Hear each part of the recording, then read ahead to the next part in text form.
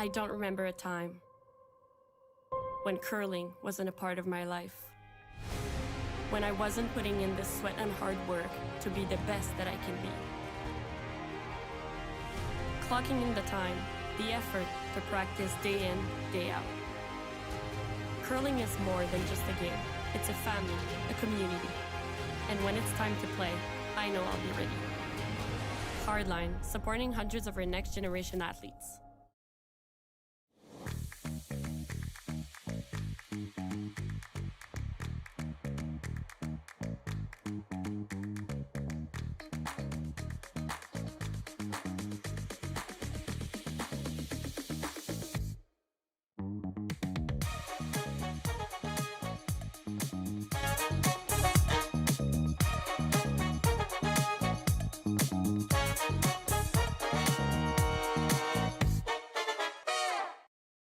We asked Saskatchewan what they know about 5G. More speed, more innovation. It's going to make our lives a whole heck of a lot easier. This is what 5G looks like. Better, faster. Sounds like one more G. Sounds pretty good. I don't know what it means. All you really need to know is the future of 5G is here and will continue improving through investments in network technology.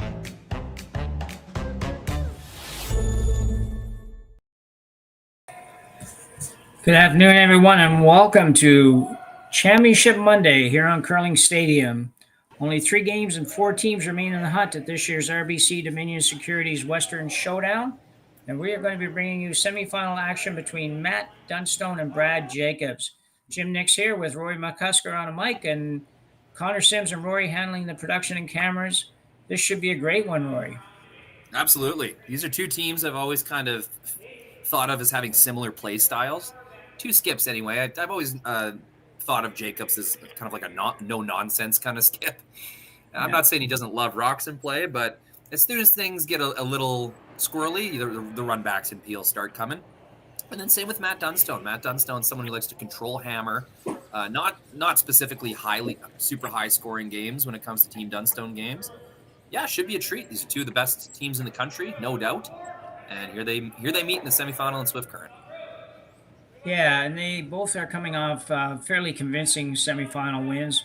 Dunstone defeating Brad Gushu 7-3 in his game with a 4 in the 6th, and Jacobs handled Ryland Clyder from here in Saskatchewan 9-3 in that game. So both teams on a bit of a high as they come to the semifinal action.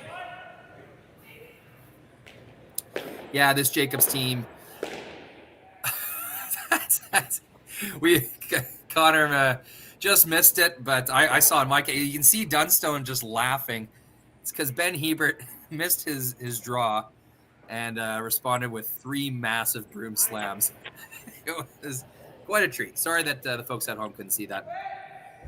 But anyway, sorry, a little distracted. But 2 really passionate teams. And I just get a kick out of Dunny and Brad just having a laugh in the house over that. The intern hit now. Right on the nose. Ryan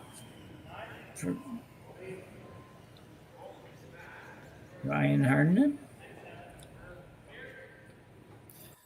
Jacobs looking for a little bit softer weight. Brent Gallant. Dunstone with hammer here in the first.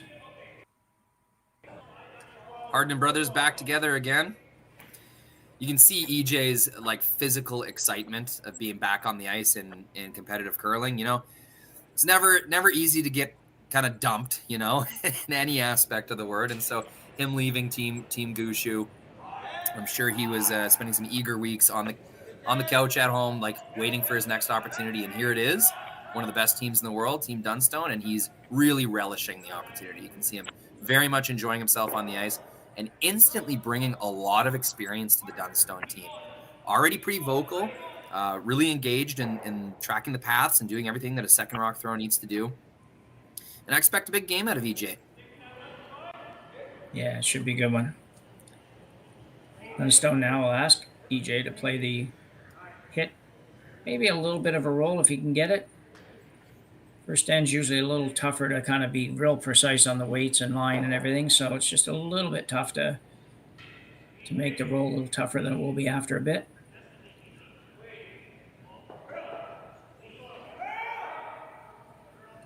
Ryan Herndon looking to make this one curl a little bit. Doesn't look like he's going to quite get there. Might hang around, though. It's a fantastic shot with Hammer. Getting way out on the wing like that, especially with another counter down the center line. Jacobs will have a lot of work to do to prevent Dunstone from having a shot for two. Yeah, a little bit safer here, too. We talked a couple times about the circles or rocks, whichever way you want to word it, just being a little less lively than in some facilities, and they're fine. It's just you just have to realize what you have to hit of the stone to get a roll, and teams have zeroed in on that a little bit the last few draws. Certainly, I've seen people be a little more accurate in where they have to hit, as opposed to the first part of the week. Jacobs now asks Gallant to peel off this guard.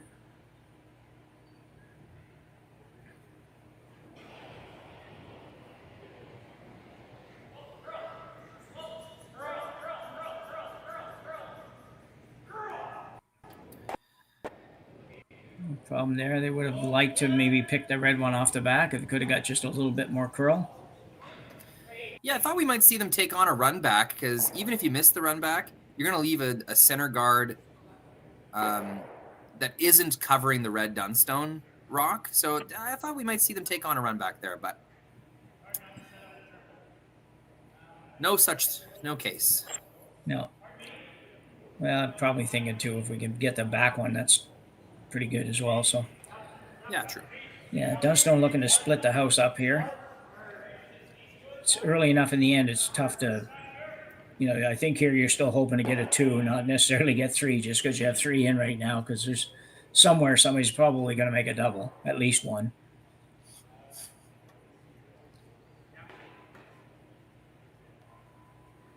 So the intern draw to the wings for E.J. Herndon.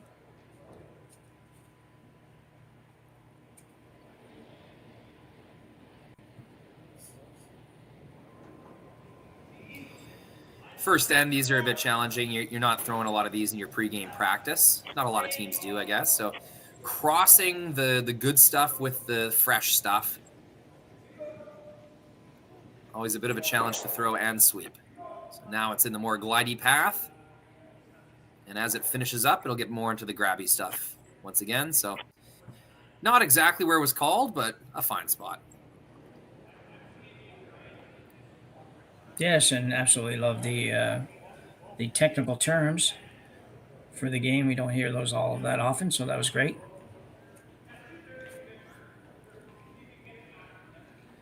Mark Kennedy knows he's got to make some granite moves, so he just skates down to get a better look at the angles. This is a guy that can really beam the rock right at the broom, so it's important to know exactly where he wants to hit it, because more likely than not, that's where he's going to get it.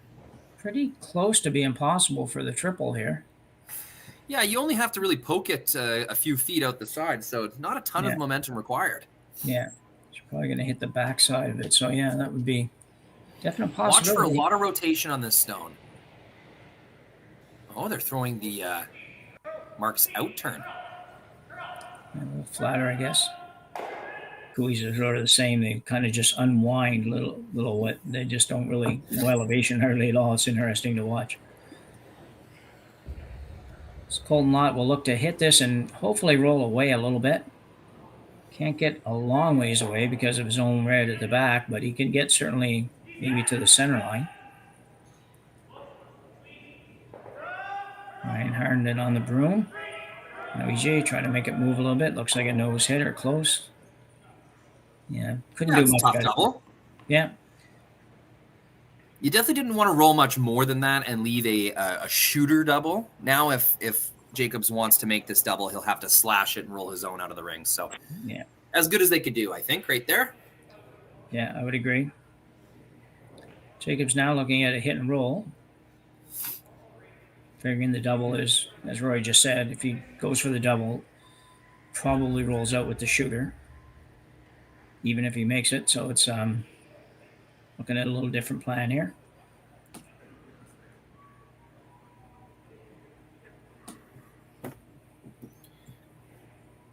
Yeah, they must think it's more valuable to, it's going to be more advantageous to get their shooter in a tough spot to remove more than it would be making this slash. You're serving up the blank on a silver platter if you make the slash double. So this call makes sense, especially on his first one.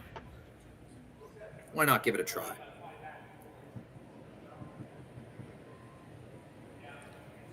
Brad Jacobs first rock in the first end. Always known him as having just such a solid core. Like his physical, his balance during his slide is so incredible. Yeah, it is. Pretty good shot. Didn't quite get over. Dunstone tried to hit and roll back to the same place.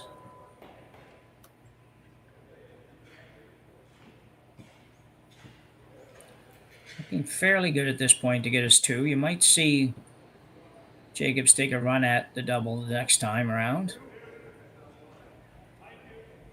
versus the hit and roll on his last one.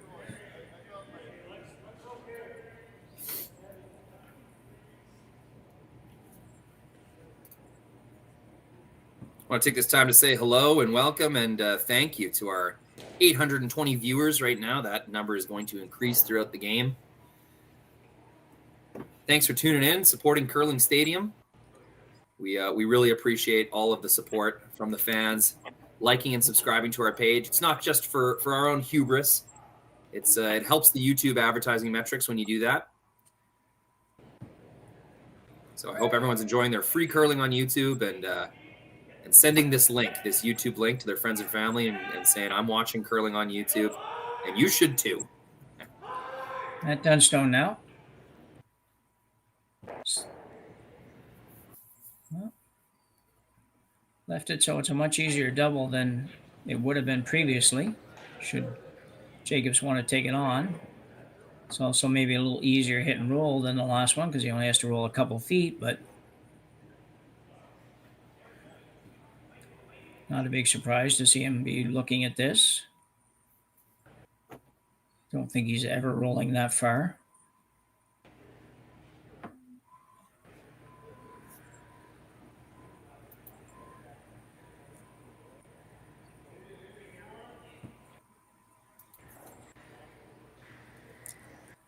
Just checking in on the chat, seeing a lot of Sault Ste. Marie representation in the chat. Love that. A little bit of information. Our producer, our switcher, and guy directing the stream right now, Connor Sims, also a Sault Ste. Marie guy. So a lot of support there and a lot to cheer for because you got the Hardin brothers on one team. And Gail Yee reminds us, it's so great to see the Hardins together again in this battle versus cousin Brad Jacobs. So a lot of Sault Ste. Marie on the ice and on the switchboard right now. So Jacobs now going after this double. Trying to get out of this end with just a blank end probably. Would be a very big success, I think. He's going to be close, and he will jam it. So a bit of bad luck. Dunstone now with a draw for 2 here in the first end. Just has to hit the paint. I suppose we'll call that a sweeping error. Maybe Mark Kennedy could have had them on that and tried to get the straight way. They just got caught in between there. To throw that much weight and still stuff it, that's a hard thing to do. So a little unlucky, but I guess you have to call that a missed sweep call. Yeah, there seemed to be a little bit of a mix-up early in that rock just with Brancolette. I don't quite know what happened, but it just seemed a little disjointed there for a couple feet, but not sure that was the difference. But Dunstone now just has to hit the house. Yeah, it's a zero-risk draw to the paint. It's a skip's dream in the first end. Their draw to the button path. Nail down that draw weight.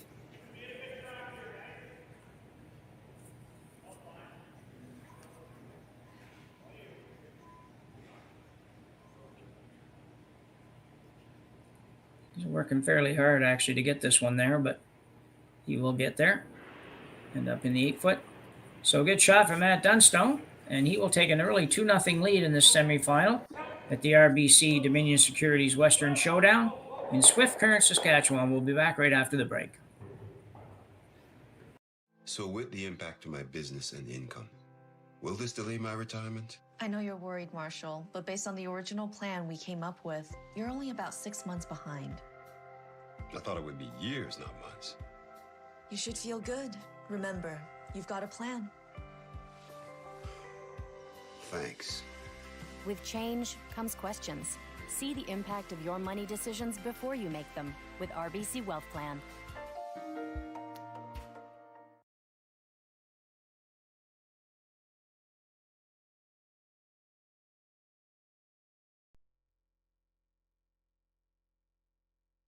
Handcrafted in Canada, Hardline's ice bat has revolutionized curling for over a decade. Engineered with top-tier precision and durability, it is backed by an unmatched 10-year warranty. Designed for curlers at all levels to sweep effortlessly with maximum efficiency, it is trusted by the world's best curlers, including Olympic and world champions. It is quite simply the best brew in the game. Hardline. Join the revolution. Stronger agronomics, better returns, greater peace of mind. From pre-seed to post-harvest, you can count on the Victory Canola program to keep you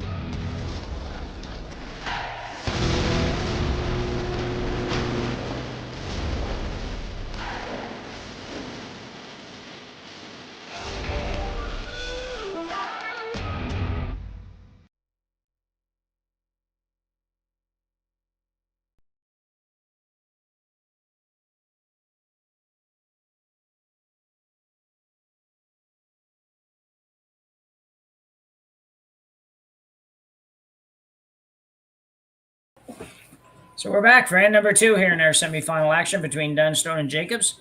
Dunstone with a 2 in the first end. Jacobs now with hammer in end number 2.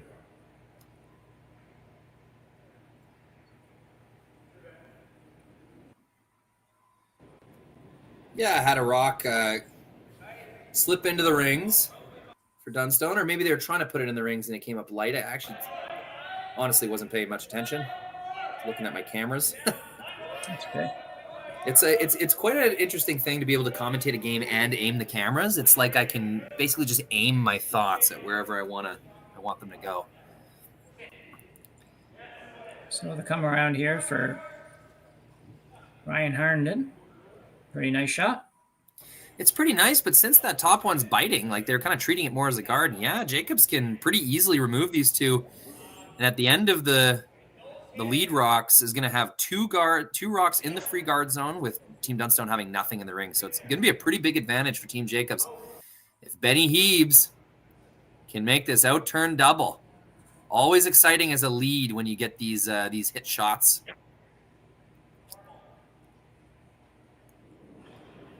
I'm testing out Benny's intern a little bit this week. I saw hit a couple games of his where they did actually ask him to throw an intern instead of an out-turn, which was odd.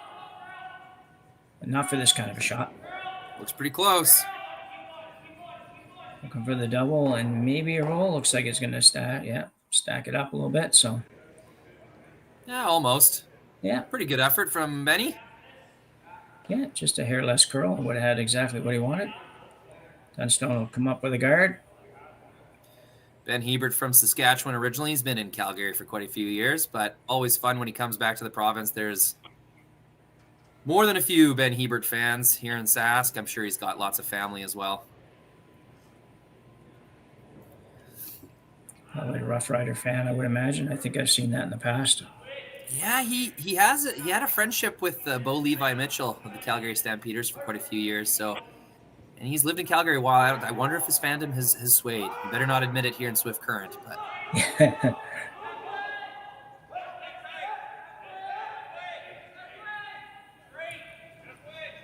so good guard there for E.J. Harnden.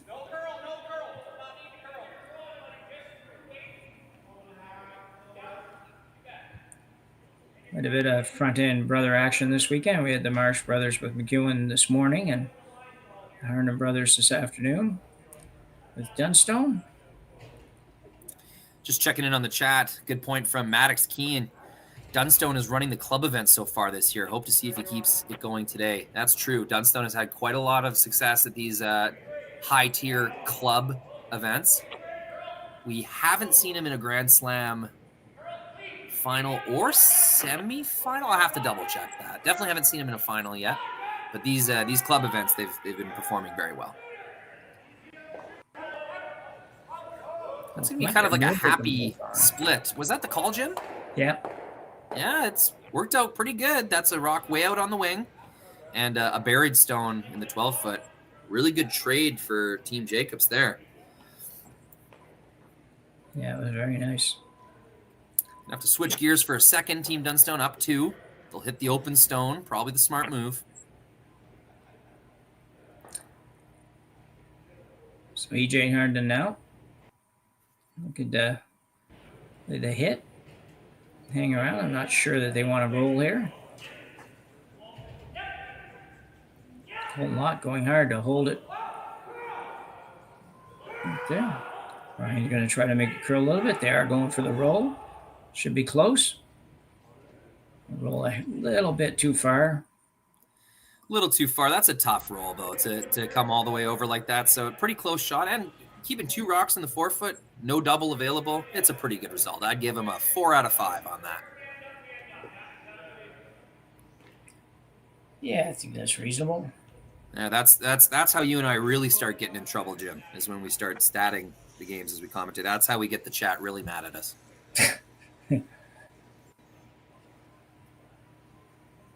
Curling stats, of course, extremely subjective. Whenever you see those numbers on TV, just take them with a grain of salt. It's just human beings doing that work. I speak from experience. I used to run the stats at the Grand Slam of curling, and the angry messages I would get from you have my son in the 60s. He had a perfect game.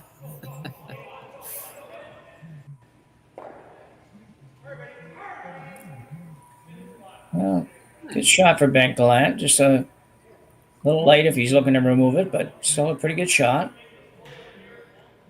Yeah, I'm surprised at that weight choice because it seems like that was intentional. They must be waiting till later to see if they could ever count that top yellow stone. Really good positioning that the shooter, though. That's going to be tough to remove. Yeah, Dunstone pretty well has to roll towards the yellow corner. Yeah, with a jam on either side of it. You nose it, you jam, and if you get half of it, you jam. So really specific spot Colton's got to hit here.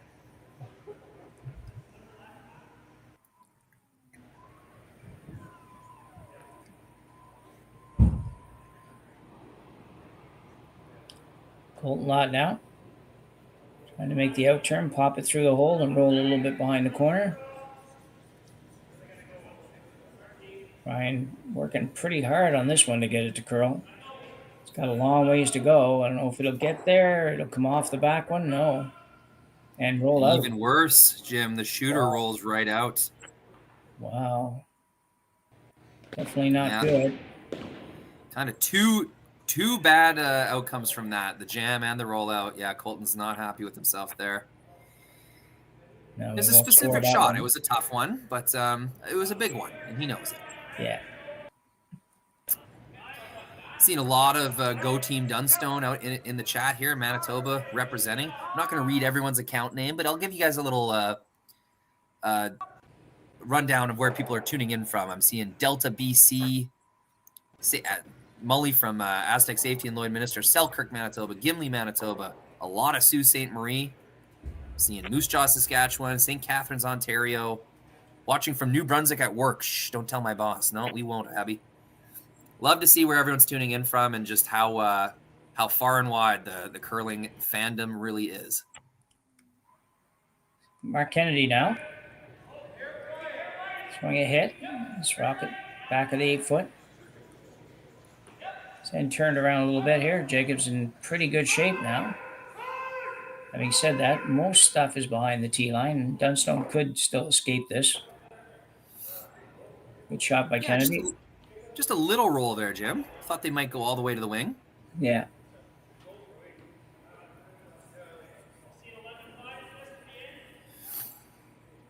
It's a more manageable shot for Colton. A nice little roll here is going to go a long way. Get to the back of the 4-foot, kind of good positioning on top of the other Jacob stone. In a lot of trouble here, Team Dunstone. I agree.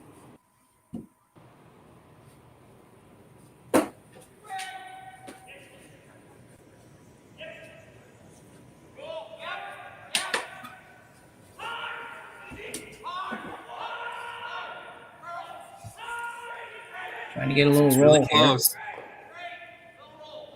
Kind of lost its handle and really started curling at the end. Like they had trouble managing that one clean through to the very end of the throw. A bit of a change in ice conditions I've noticed just today, Jim, especially doing the quarterfinal and just what I've seen so far here. A little more jump in the ice. The rocks are grabbing a little bit more. Teams are going to have to throw more rotation and be extra attentive on the sweep if they're going to manage this kind of change in the ice conditions on Monday here.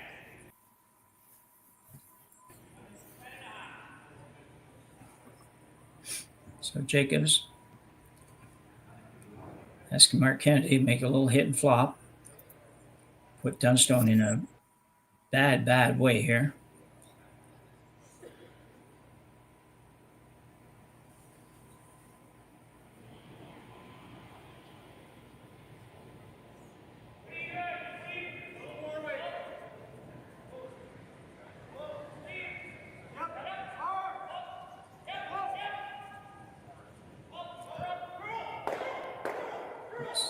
Roll a little bit too far, maybe. Well, makes the hit and roll a little bit easier for Matt Dunstone now. Doesn't have to go very far. I mean, it's worth considering just shredding those two rocks, making the double.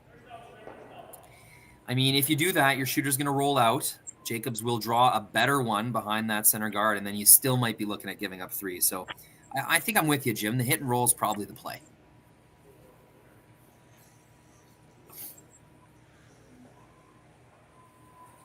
Probably an overroll, like to more of the center line side. Show Jacobs a little more of the out turn. Set up the jam on the yellow. They are looking at just making the double as well. There's nothing wrong with that, especially with a 2-point lead. You know that this end did not go very well for you, and to get away with a tie game after these two ends, it's going to be an okay result for Team Dunstone.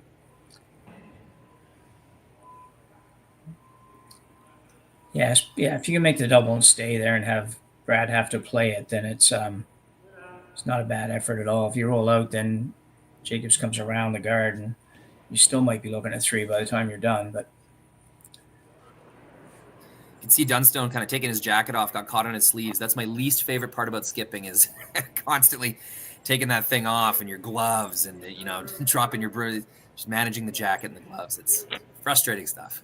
Yeah, feel for him.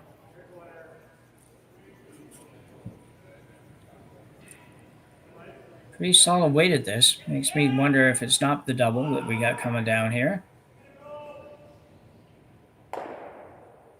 No, worst case scenario, Jim. I know. Well, I shouldn't say worst case. You could have flashed it, but if you're going to make that decision to not use your shooter, you really want to make sure you make that double. Yeah. And that for these guys, that was a pretty simple double too. That really wasn't a shot that should have caused a miss for sure.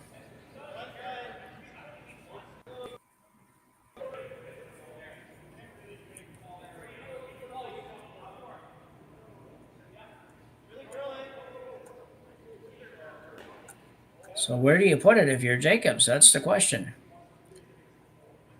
Looking at getting possibly 3, maybe even 4 if you put this in the right place. So going to force Dunstone probably to play some kind of a draw to escape here with less than 3. Pretty much a dream scenario, Jim. You're looking at lying 3, all of them under some kind of cover, with only one response available for Dunstone. Not only does the opportunity exist, you're facing almost no danger from Team Dunstone. So it's a really, really good scenario for Team Jacobs. Yeah.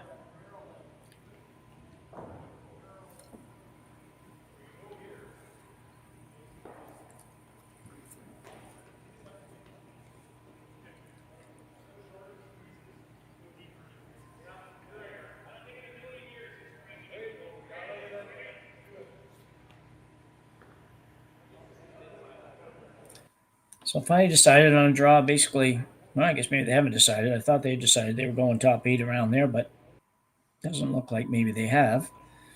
I guess what's the fear of coming to the forefoot? They think there might be a run double? No, the only thing I could think is if you're a little bit afraid that Dunstone comes down and sits on yours and you can't bring those other 2 rocks into play. So that's the only thing I could see. I don't. Yeah, that's still available though, no matter where they put this. Well, yeah. Yeah, they just think going open is the more conservative play. Worst case, they'll leave a double and at least be a shot for 2. Yeah, and if you get it over there far enough, you should be, and should be a little bit of a tough double at least. Not the easiest draw in the world. This will, in the second end here, the middle of the ice, kind of the same thing that they were dealing with in the first end. It kind of goes from fresh stuff to good stuff and then back to fresh. So always tough to manage the weight on these.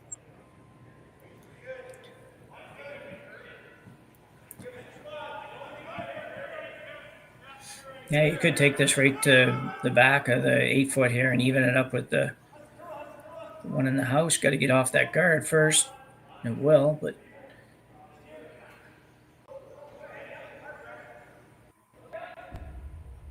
there we go. No obvious double.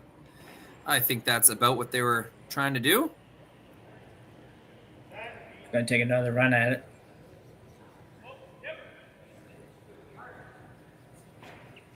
It's like about half a stone, maybe a thin half.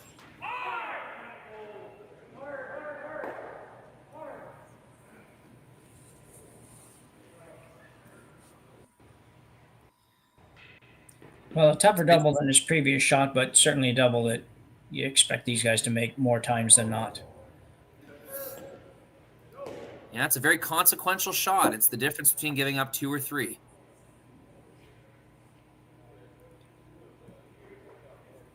That's the life of a skip, It's very impactful stones.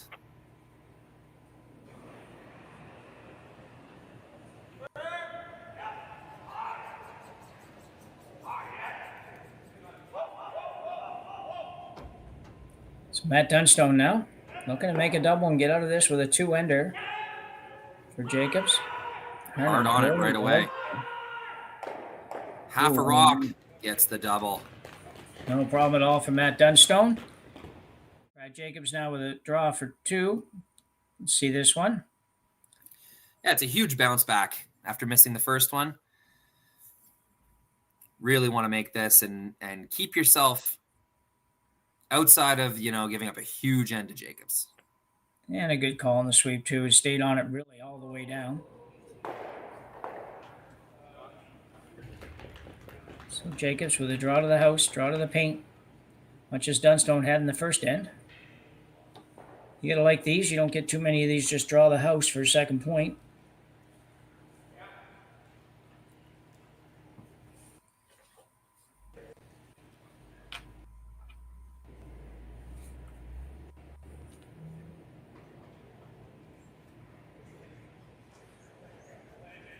Ooh, Benny's on this right away. Frank Gallant leaning hard. This could be light. Luckily, all they need to do is hit paint. So these 2 sweepers are just trying to show their skip what draw weight is, what T-line weight is. So. And they're fine, yeah. It's got to be hard to throw it light with those guys sweeping it. So Jacobs picks up a deuce, ties this one back up at 2 after 2 ends of play here in our semifinal action at the RBC. Dominion Securities, Western Showdown. You're watching on Curling Stadium. We'll be back right after the break. We asked Saskatchewan what they know about 5G. More speed, more innovation. It's going to make our lives a whole heck of a lot easier. This is what 5G looks like. Better, faster. Sounds like 1 more G. Sounds pretty good. I don't know what it means. All you really need to know is the future of 5G is here and will continue improving through investments in network technology.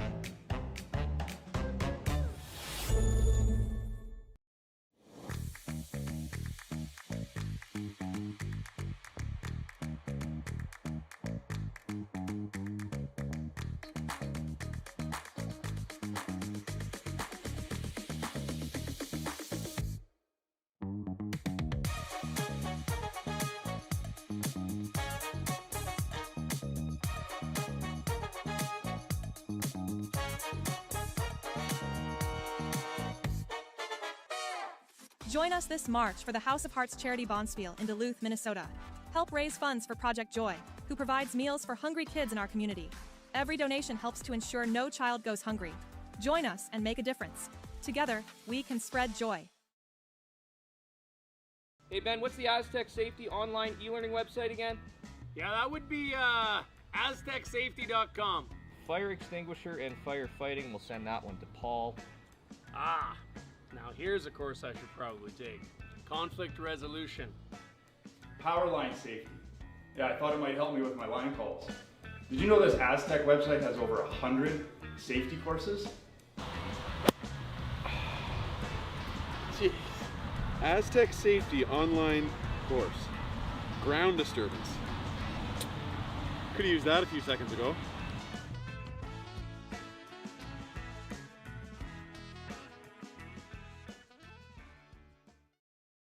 Attempt.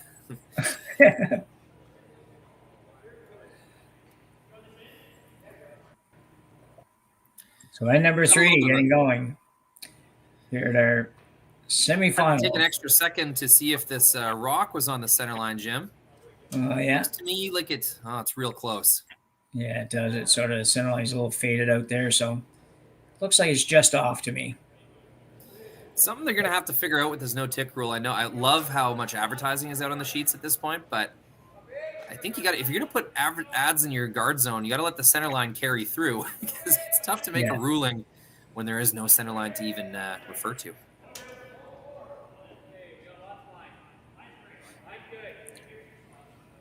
So come around for Dunstone now. Matt with hammer here in the third end.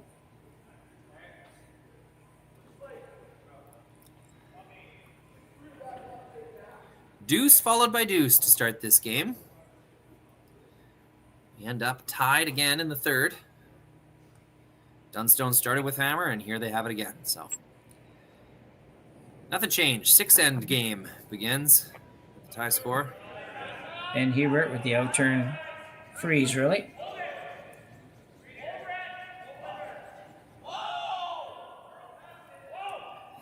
We got a very lively chat. Yeah, they're watching from everywhere, apparently. Yeah, people tune in from everywhere. Quite a few American fans. I'm seeing Toledo, Ohio, Billings, Montana.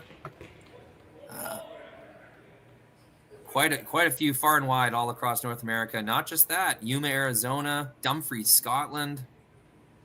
All sorts of curling fans tuning in from here, there, and everywhere. Yeah, don't forget the Tim Hortons drive-thru. Yes. Ren is currently in the Tim Hortons drive-thru. If anyone wants anything, just let Ren know. Ryan Harden now. Follow it down.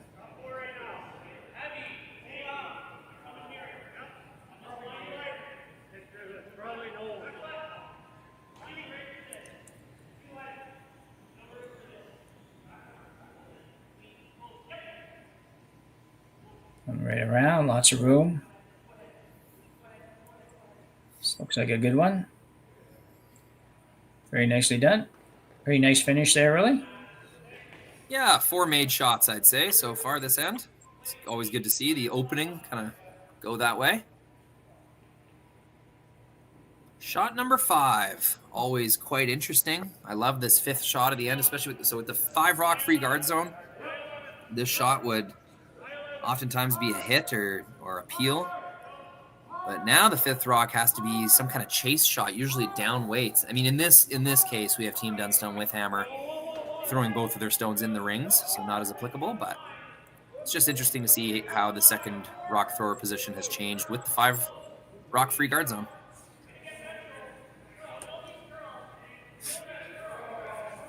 This one's out there quite a ways. Mark Kennedy can get it in or not. He's getting it over pretty good. Yeah, pretty good finish. Not bad at all. I think it's Dunstone's going to now talking about running the center guard back. Yeah, a lot of good things can happen there. That center guard being just off the center line means if you hit it high side a little bit, your shooter rolls off just a touch. It's gonna be a good scenario for a team with hammer. Clear up the middle a bit. Hopefully 2 yellow rocks go. VJ looking to peel over it, almost straight back, not quite. Gets rid of the guard. Yeah, I got it wide right away. You could see right over his hand. He kind of said, whoa.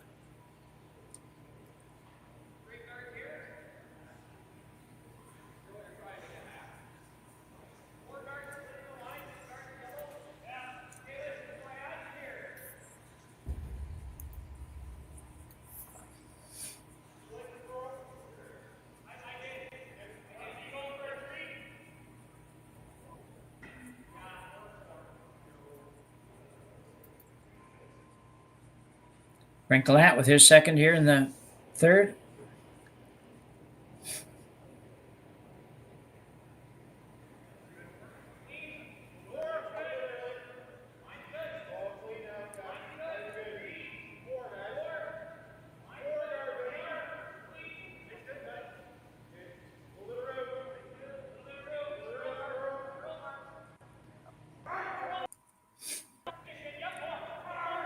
Guard going up. Looks pretty good. See if Dunstone opts to run it straight back again. Looks like he will. There's potential to get rid of all the yellows here. Can hit it in a perfect spot.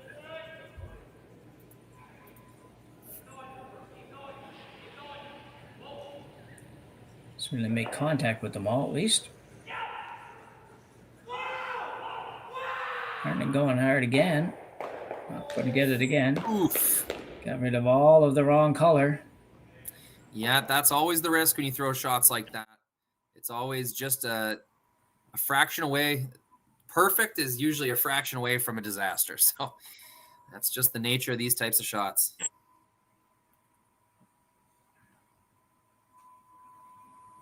And actually, they swept that to hold it straight, too. They could have let it curl a little bit more.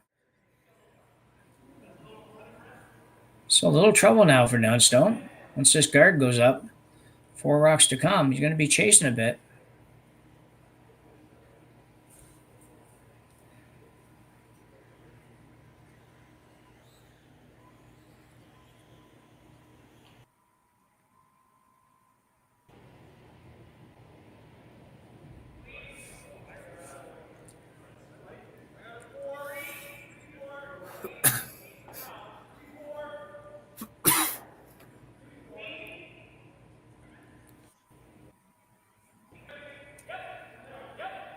Be a very long guard.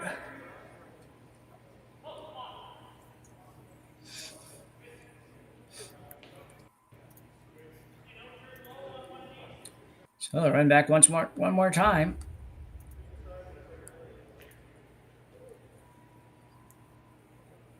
Really need to make something happen in the house on this one. Be nice to get them all, but certainly need to move them around a little bit.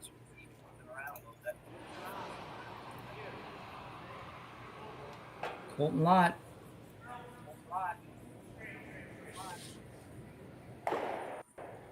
No, not again. Yep.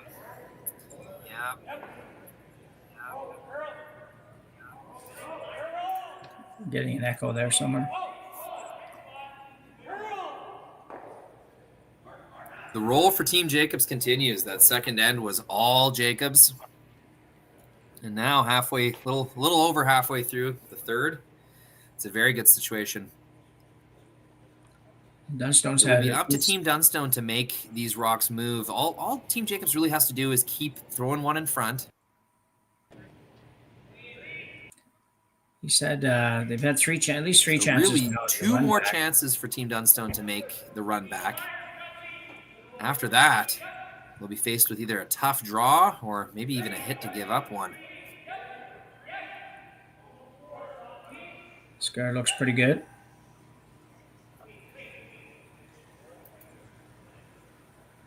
Should be fine. Dunstone might decide to play the back one now.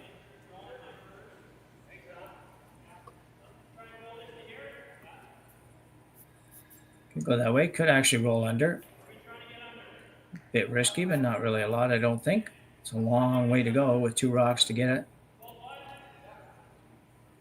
So it looks like it's always helping people out learn how to use YouTube and their computer a little better. Just so you know, the other semifinal is being streamed. You can side by side watch those on your PC. I don't think a smart TV you're able to do that. Maybe there's multi-viewer on some smart TVs, but if you're watching on your laptop, you can just get two browser windows open. Drag the one to the left side, drag the one to the right side, and boom, you got 2 curling games to watch. That's a little trick. Just got to curl a little bit more. Looks really good. Oh, maybe Another trick would be to get one game going on your smart TV and the other game going on your phone or tablet or laptop, and that's another way to watch 2 curling games at once. So, unlike the major networks, we encourage you to change channels and watch some other things. All these games are available on YouTube, so power to you. So the attempted roll inside might not Up have to been about there. 2,000 viewers with us right now, Jim. That's not to mention all the people who will watch later on. So thank you so much for tuning into Curling Stadium, supporting what we do and supporting competitive curling. Okay, so the little inside roll that they were trying to So make. no there. peel from Dunstone. They choose to play into the rings. I was wondering when that might happen. They get just as tight to the top yellow one as they possibly could. So turns out there was no inside roll available. Are you hearing me at all, Roy? Connor, you hearing me? Oh, I think that was my fault, Jim. I think I had some settings wrong. Okay, sorry I was about that. talking away. I couldn't figure out why. You were just talking over me all the time, and I thought, I don't know what's going on there. So Oh, now it's I just- know. it's 'cause That's just a production thing. No, I just think I'm smarter than you, Jim. I just gotta get it all out. No, well, that's quite possible too. I don't mind. No, toying away with settings over here, trying to get the on-ice audio working through my headphones. But Sure, no sweat. sorry about that. No, it's okay. Jacobs now will look at removing this red one. Had Dunstone in trouble this whole end. Dunstone just couldn't seem to make one of those run backs.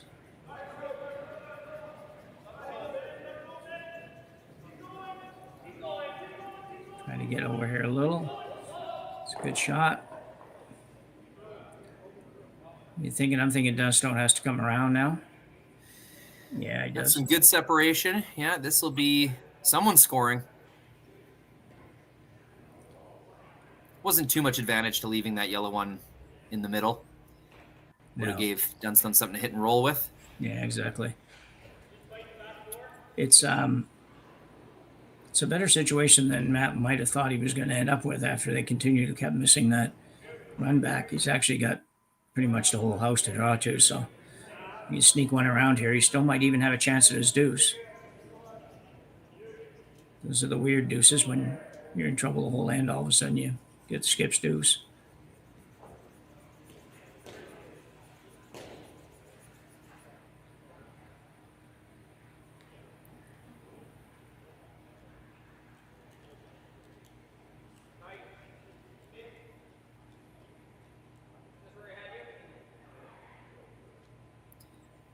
A lot of opportunity here. There's a good way to draw this right around. And with the center guard, Jacobs will have a tough time tapping his own back. So there is a really good spot that Dunstone can get to here. You're going to have to manage the line really well, though. Yeah, that's the trick. See if you can get around it, but not slide all the way to the back. But right now, that might not even be so bad for him. It's got to curl a long ways. Yeah.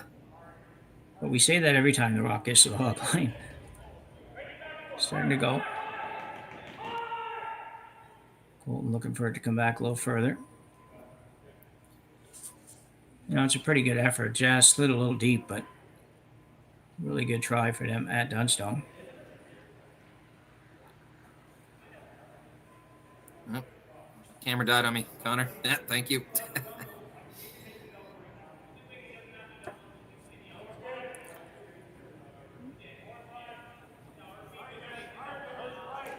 Well, for the first time this end, the Jacobs team at least has to think about what they're doing here.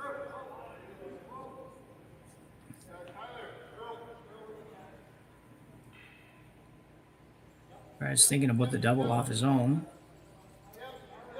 Seems a little bit radical for right now to me, but I think all you have to do is get shot rock, Jim. You don't even really need to be buried.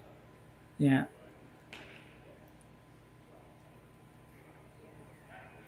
Would you play this, what do you think, or would you just draw? It's like this is showing us who's playing the game right now. This is showing us that Brad Jacobs knows exactly what he's comfortable with, and right now he's comfortable with an angle more than he's comfortable with managing line and weight. Yeah. The ice definitely seems to be a little trickier in terms of weight management than it was previously in the week. So I can understand that playing a factor, but I think end of the day, this is just Brad Jacobs, and it's his comfort zone. It's what he likes doing. Yeah, probably correct, really. So Brad Jacobs, his last one in the third end here, attempting to make the double off his own, and he will probably be close on this. Throwing the out turn, got to get a little flatter action off when he makes contact. It's going to be in the neighborhood. There it is, and roll up, and even better than expected. Very nicely done for Brad Jacobs. Have another look at it. It would have been good even if it had just made the double and stayed right there, but it actually rolled back up a little bit into the button.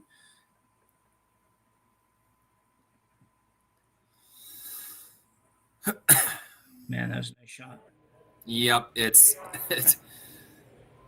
just one reason why Brad Jacobs is the best in the world at certain shots. I think that's one of them.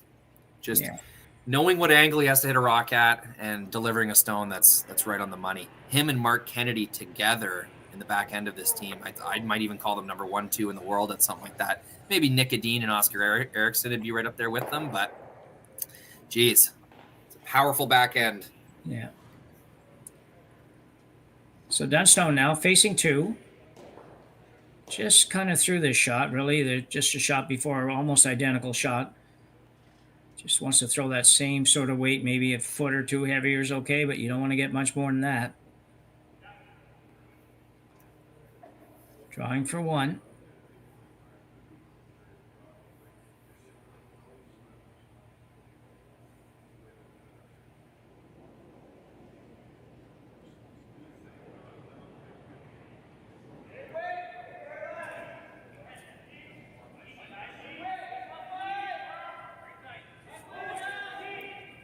Nobody doing much with this one yet. It's kind of the same path he was drawing on previously. This one's diving harder, though. Get by. Have to sweep to get the spot at the top. Not going to get by. And you know what, Jim? They weren't even really worried about that until the hog line. No. Should have been. So Jacob steals 1 here in end number 3, and we'll take a 3-2 lead to the 4th end when we return.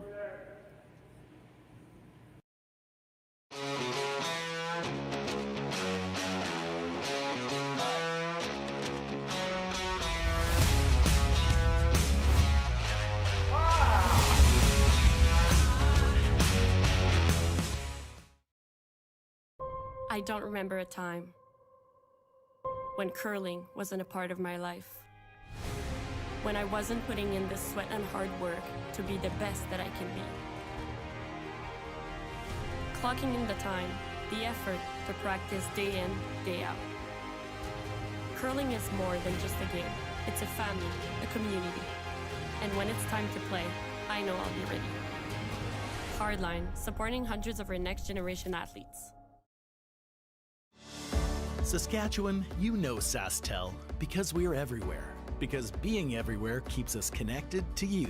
With SaskTel sponsorships, we get to be part of your community. We're here with you, and we're here for you. It's easy to get started. All you need to do is apply. SaskTel cares. Always has, always will. To apply for sponsorship, visit sastel.com/sponsorships.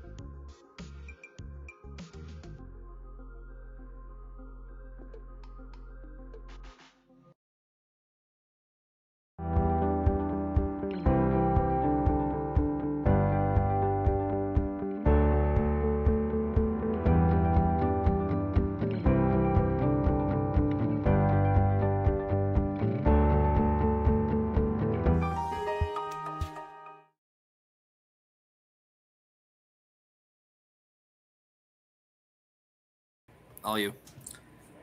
So Brad Jacobs with a steal of 1 in end number 3 has a 3-2 lead as we go to 4. Dunstone a little unlucky in his last one. You just don't know if they just missed the sweep call, Rory, or if it just did jump a little bit on them and they weren't expecting it. Yeah, it had to have been like the way that the sweepers reacted to it, right? They didn't seem even worried about it until the very end. So that's we got to assume just bit a little bit. And in the quarterfinal game I was doing this morning, there was quite a few rocks that sweepers weren't concerned about it. Line caller wasn't concerned about it. And then all of a sudden, bit of a curl. So a little bit more bite to the ice. They're getting they're hitting some patches that are grabbing and curling. Yeah, because perfect weight by Dunstone. It was just that back button weight really, and back 4-foot weight maybe somewhere around there, and it was perfect for weight. But anyway, 4th end though for Dunstone. A good end for him to score and get back on track. Center guard up and a corner guard up. Yeah, first steal of the game, but I think it's pretty well deserved. Jacobs has been outplaying Team Dunstone through the 2nd and 3rd ends.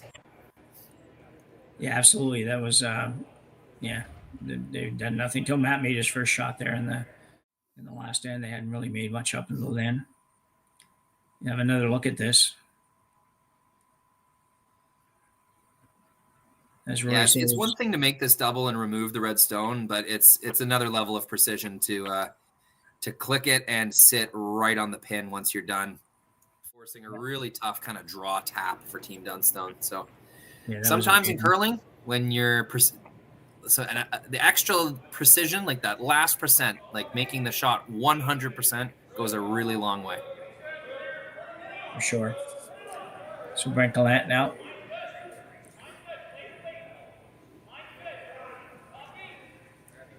Right around.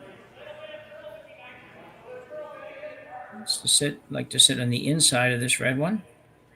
Not quite, but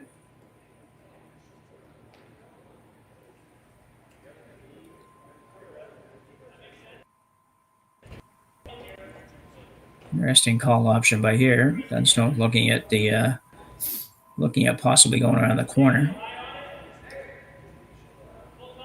Good look at the outdoor stands, or the on-ice stands in Swift Current. I absolutely love watching the game at ice level. Yes, it's a little chilly, but pour yourself a little drink and cuddle up to some friends, and it can be a really fun time out there. And I can tell you, the curlers absolutely love having the live audience. Most of them do, anyway. Yeah. EJ Harnden now with that same intern that everybody's been throwing here.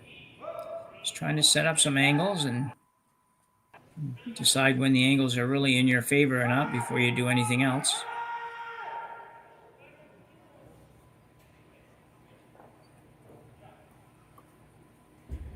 Should be pretty good.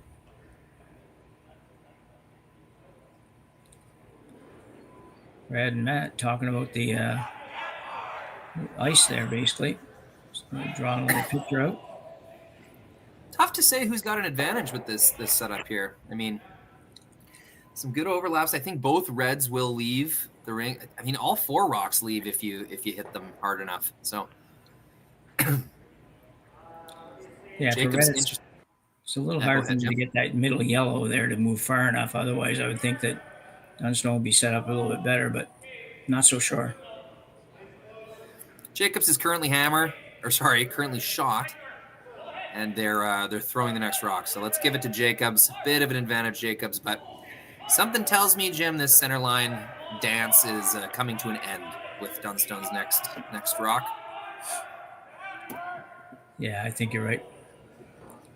Got to be soon. I think if you hit this hard enough, every single rock leaves the rings, or at least spreads out from the center line.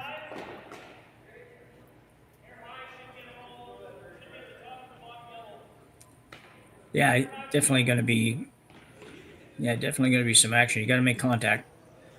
They couldn't do it last end, so see if they have a little better luck this time. EJ Harnden. Yeah, they've been catching some bad breaks on runbacks, haven't they, Jim? Yeah, a little in out on this one, but not going to make this either. Jeez, missed opportunity. I suspect we'll see an overlapping guard scenario now. Could draw another one into the side of the forefoot as well. Yeah, I think you're going to right with the guard call.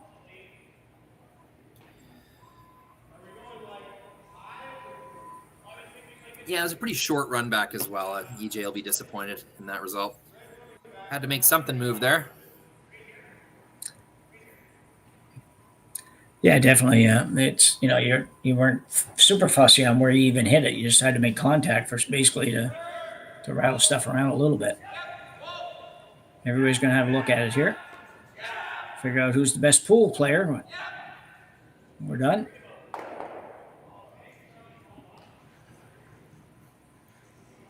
And he likes right there. Yeah, you wonder if you leave the red guard exposed, Dunstone will fire that one back. Well, yeah, that was my first thought a minute ago, was that they would run the red one in. They just don't know for sure if everything goes where you want it to go. But right now, I think he's got to give it a go anyways. He's going to remove, no matter what he hits there, he's going to remove the shot rockets on the button. Is there any advantage to Jacobs rearranging these a little bit? I don't think so. I don't think so either. If they really wanted to steal, Jim, I guess they would want to play a tap and sort of create an overlap to make sure that the eventual big weight that comes at this pile isn't going to send that bottom red backwards onto the button. So there is an aggressive play here to try and defend your rock on the pin. But just leading by one and already looking at a pretty good scenario, you got to think the guard's going to be good enough. Yeah. You can see these teams are very friendly. That's not the first time I've seen. No, they've had quite a bit of conversation back and forth. Yeah, having fun out there. Yeah, two Canadian teams. You know, at the end of the day, they're playing for the same country. They'll both compete for the right to represent Canada at the Brier this year. Or I should double check that, make sure both have qualified, but.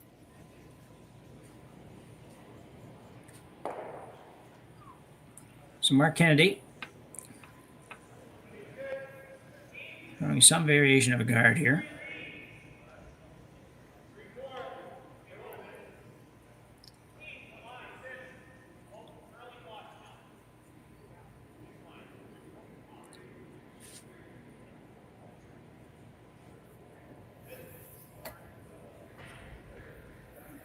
So we'll see if Dunstone chooses to.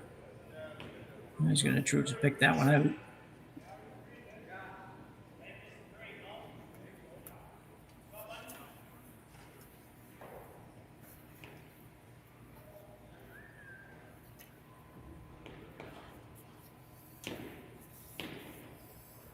Time for Colton to make one. This is a big shot here. You don't want to leave this one a little bit short and set up the double on the two reds.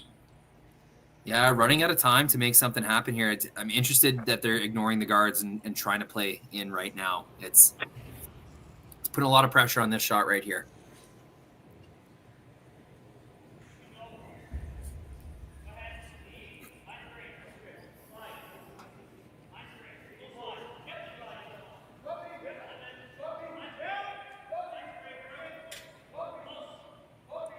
Does look pretty good though.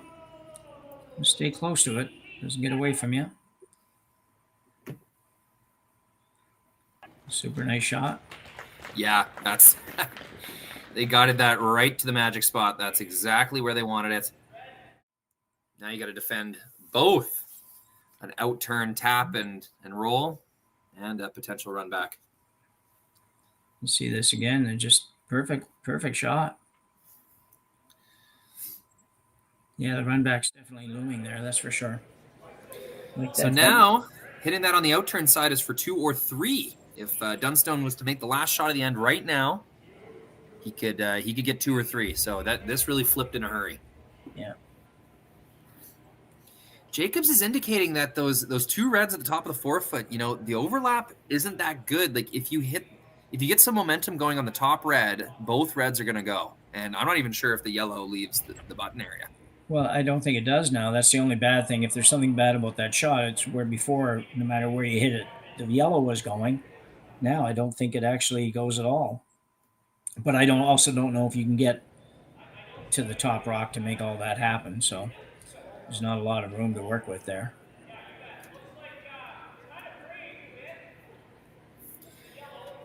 I was kind of hoping Jacobs would move out of the way so we can see the angles. Yeah. Maybe, Connor, if you go zoomed into the house, maybe the tight view. Where's that camera to get that view anyways? Anyway. Yeah. Well, this is just us punching in on the overhead. Okay. There we go. Here. Zoomed in. Interesting to see what happens to these rocks when they get hit. First it was Jacobs defending against the run back, and now it's Jacobs trying to make the run back. Well, I think if he hits it, I think there's a good chance the two reds are gone that you just mentioned. And like you say, I don't know if the yellow even goes anywhere. It's on its way. Oh, and now it's Team Jacobs' turn to miss on the high side. Yeah, I've never seen one for Dunstone, one for Jacobs. They both blew it over the top. I've never seen teams at this level, these teams and teams at this level, miss so many of those run backs before. It's irregular for sure. Yeah. And that one, can't blame the ice. They knew right away that was a curl sweep right out of his hand. Yeah. So now, all of a sudden, this end that looked really good for Team Jacobs after that freeze by Colton Lott and the kind of missed run back from Mark Kennedy. Really big opportunity to continue stacking stones on this outturn side. Loading up this forefoot for a potential big shot from Matt Dunstone later on.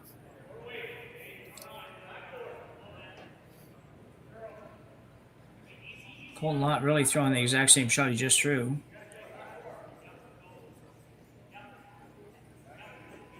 This has got way more weight, Jim. To get over there. Pretty darn good. Curled just enough. Yeah, and bump. Ben Hebert throwing a nice shot. Yeah, I don't know if they were trying to bump, but it didn't work out too bad at all. Could make the double on the red, so, and he might lose his back yellow, but leave Dunstone just sitting one.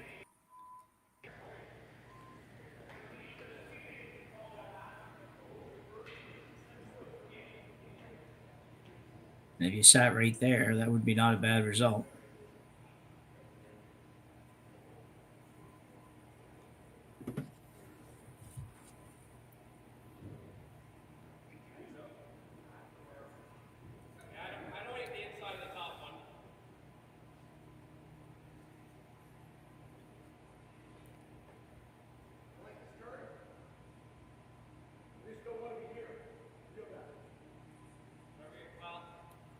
So Brad Jacobs for the outturn hit.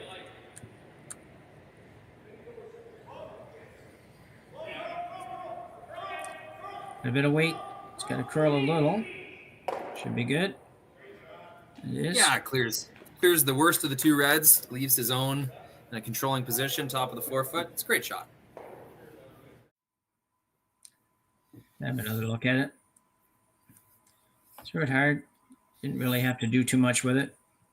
Sweep a little bit to make sure it didn't curl. Really just a bit of cleaning.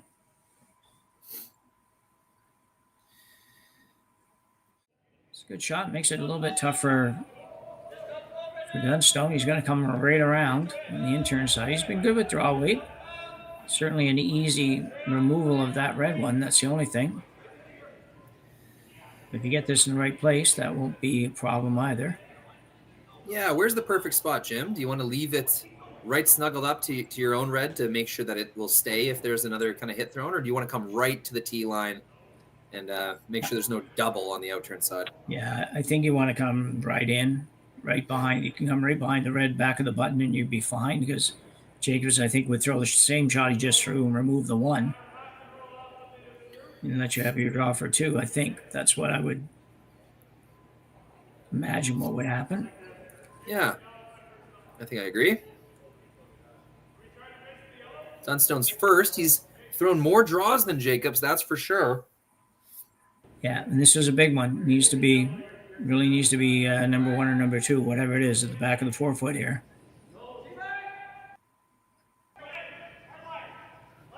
And the boys going on this one a bit. Again, got to get by that top one. I don't think he's getting by the top one. Not. No, it's a big miss, Jim. Yeah. Yeah. And you can see him. He knows it.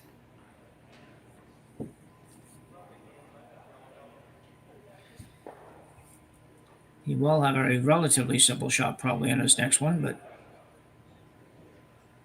Jacob's looking at possibly the doubles on the Reds, but I don't see him playing that.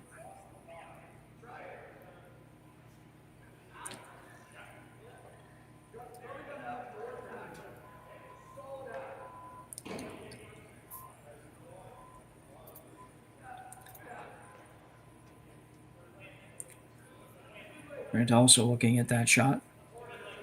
That's pretty sharp angle to make the double on the Reds.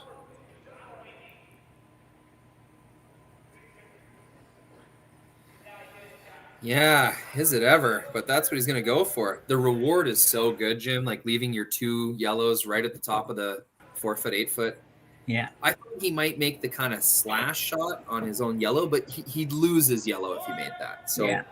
Doesn't want to leave any opportunity for Dunstone to score 3. Like I guess if you lose both the red and yellow on the outturn slash, maybe there's like an angle run back for 3. I'm not sure. This is going to have to come awfully tight to the yellow one in order to make this shot. Yeah, looking for a little more than half the rock here. It's got to be close by the sweeping, and he does. Great shot. What am I talking about? Made that look really easy as well. Jacobs is playing very, very well here. Well, to be fair, Dunstone is leaving Jacobs his favorite kind of shots. You know, normal to upweight angle hits.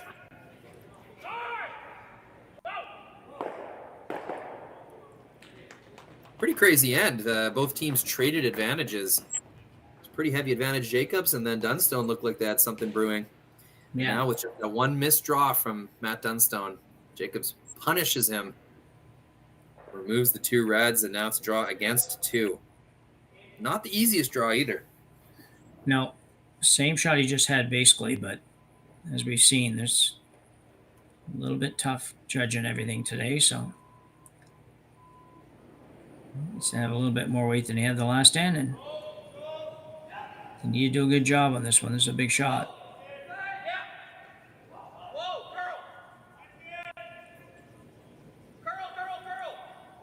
Boy, the Harnham boys are going hard on this. There they let up a little bit. That's a good sign for Dunstone. Make sure you don't oversweep it. And that's perfect. Very nice shot by Matt Dunstone to tie up this quarterfinal at the RBC Dominion Securities Western Showdown. Tied at 3 after 4 ends. We'll be back after the break.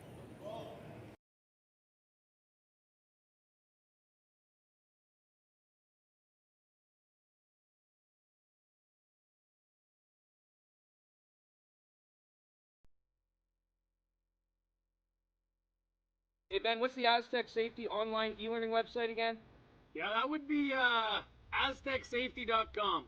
Fire extinguisher and firefighting, we'll send that one to Paul. Ah, now here's a course I should probably take. Conflict resolution. Power line safety. Yeah, I thought it might help me with my line calls. Did you know this Aztec website has over 100 safety courses? Jeez. Aztec Safety online course. Ground disturbance. Could have used that a few seconds ago.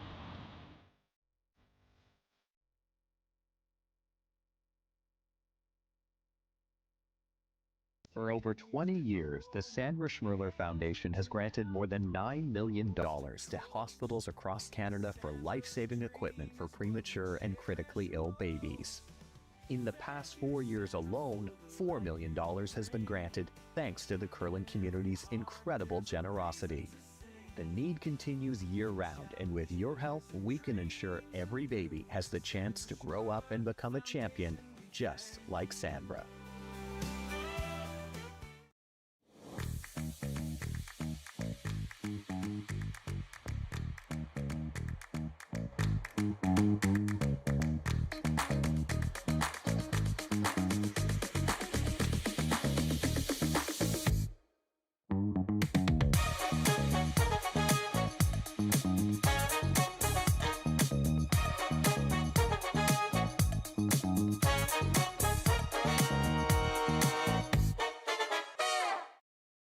we asked Saskatchewan what they know about 5G.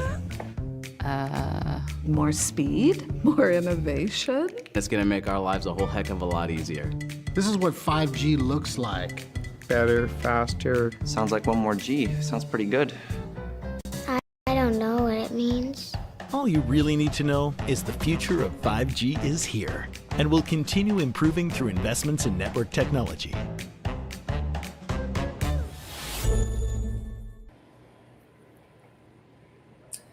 So all tied up after 4 ends here.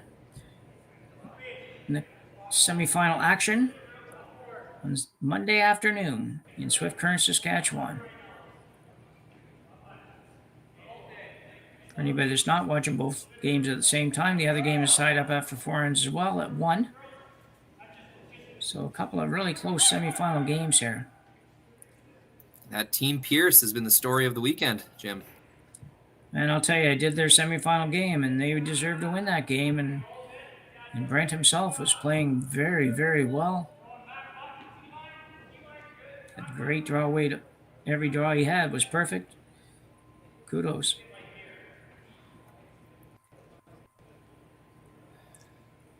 So Ben Hebert now playing an outturn draw. Ryan Harden seemed a little disappointed with his result there. I'm not sure why. Looks pretty good to me. I thought that's where they would have wanted it by this shot. I would think so. There's a chance that they really wanted to get the inside of nose and they just barely didn't get there. Yeah. Just being reminded in the chat, I was talking about some of the best big weight throwers in the world. I was mentioning Oscar Erickson, Nick Adine. Yeah, Alicia D reminds me, you're forgetting the Mowat team. And yes, I am. Those guys are seeming superhuman right now. Yeah. Their ability. And I guess if you're talking about Scottish curling, you got to include Ross White in that conversation of best run back throwers and big weight throwers. This is why we should avoid these things, these comparisons as commentators, Jim. There's always a smarter fan that will remind us what we're forgetting. Yes, and it's sometimes you forget your hometown heroes are not good either, and it's but when it comes to Ross White is a good indicator of how things come along. I remember watching him at at Halifax at the Stu Cells, maybe the first year he was in it or something, and I just thought, well, these guys they're not ready to play at this level, and here we are a few years later, and they're near the top and winning events and playing very, very well.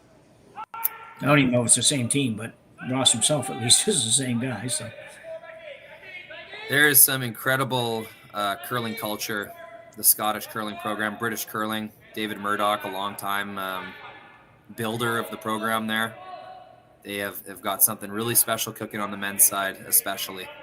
Yeah, you will see those. I was talking to Jason Gunlinson one night 7 or 8 years ago when he was still playing, and we were talking about the future of international curling and European curling, and he basically said, well, it doesn't really matter because they're all going to have to play Bruce Mowat, and he said right then how good he thought Mowat was, and yeah, that team is hard to imagine them playing any better than they are right now. Yeah. And so casual about it for the most part, right? It's just I don't know. It's amazing to watch. Really awesome guys, lover of the games. They'll go up to the upstairs, interact with the fans, with the other players. Taking it all in. Really fun dudes, that team. Yeah. Stuffs the fairly easy double peel. Yeah. Gets it really thin.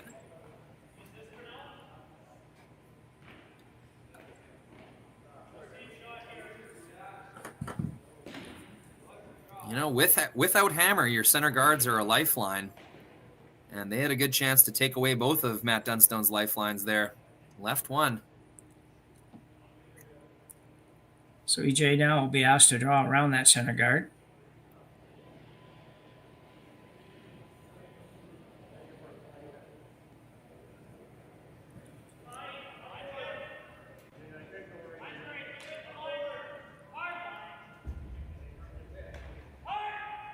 No, they're not liking this.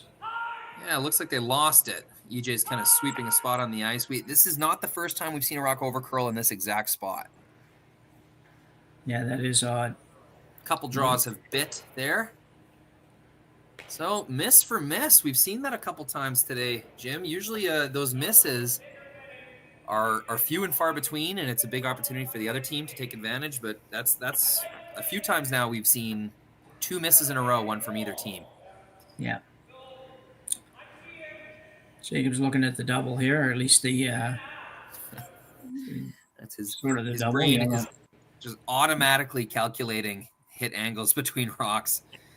And as soon as that came to rest, he knew he had a slash, a way in to remove that troublesome red rock in between his 2 stones.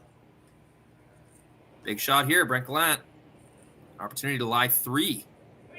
Oh, it's just soft weight, Jim. Yeah, different than I thought. It's just looking to roll into the pile, I guess. Give the other red a little poke.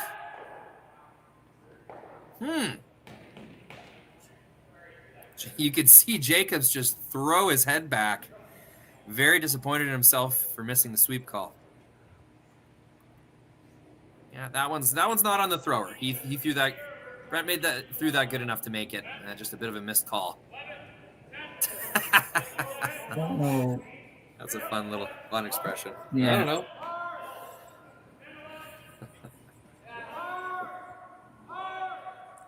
I think he's hurt himself very much with it, though. Really, Rory. Even if Colton makes a shot, you might have 2 reds, but they're not going to be in great positions, and I don't know. No, it's not the worst result, but I mean, it wasn't a dangerous situation really to begin with. No, I know. It was just an open opportunity to make things really good. Yeah.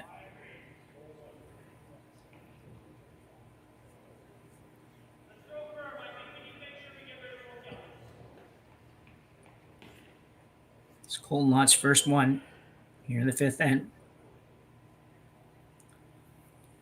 Trying to hit about as much of that yellow as you can see, maybe right about where the broom is, would be fine. Like to hang around with the shooter. Just probably more so in case he needs to use it after.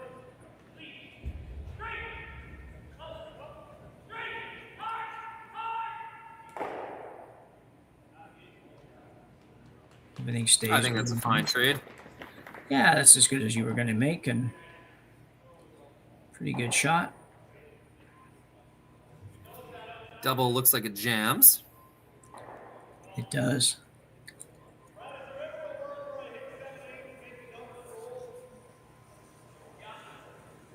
Depends how bad Jacobs wants to avoid being forced. Like, really, you could just play around the center and go for it. But if you want to keep a potential, blank, or even really like remove the danger that center guard faces, you don't want to play to it quite yet. Just a little bit early to go underneath that thing, I would think. Yeah, gonna go here, I think. I'm sure he would hit if it was a little bit easier. Yeah, you could always, you could always just accept the jam, make a hit and roll on that top red. Yeah, it looks like that's what they'll do.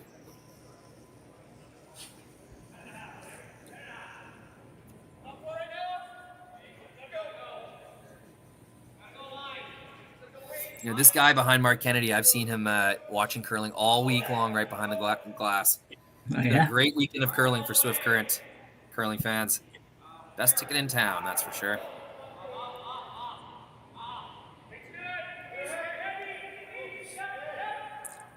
Not sure if he's playing the double or just playing the hit and the inside roll in the top one. I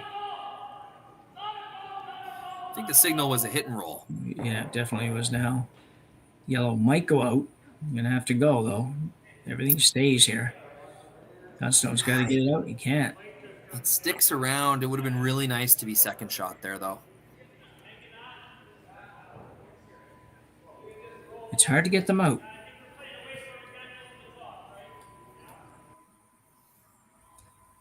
Just for Dunstone here is though he can spread these out pretty good and maybe turn this into a force before he's done.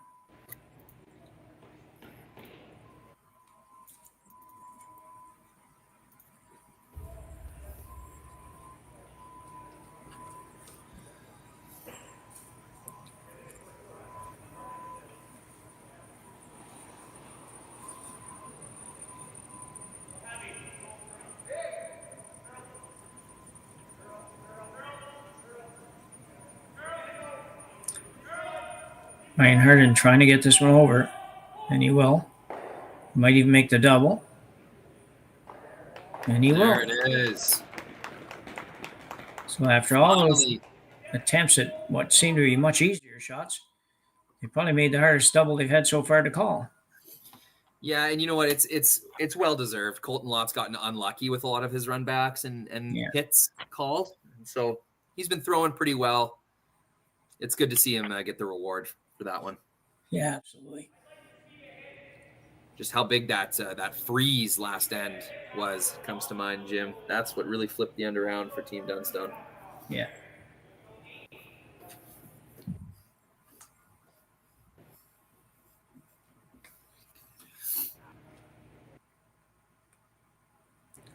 Okay, now playing the hit and roll as well.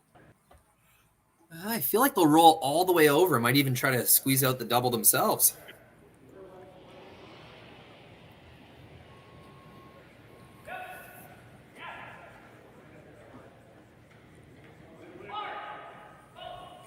Big sweep the whole way down on this one. Looks close. Oh, here we go, Jim. Wow, this nice game shot. is turning up to 11. Two really nice shots in a row. Vice skip versus vice skip. You can this see is the quality of shot making Yeah. we expected when we saw these two teams line up against each other.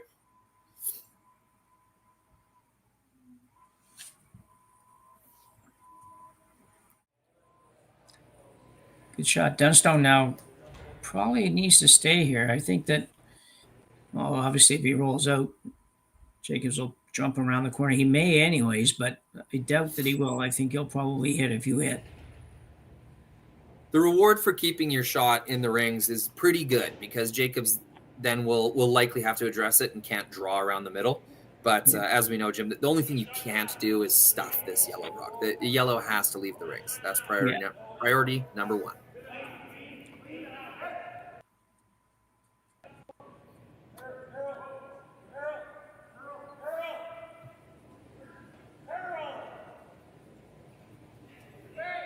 Dunstone with the intern.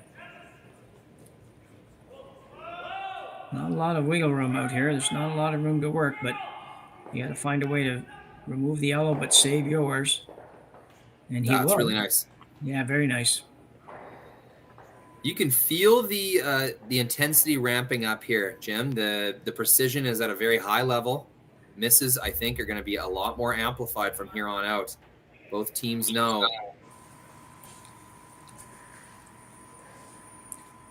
That's they're going to have to make things pretty precise from here on out.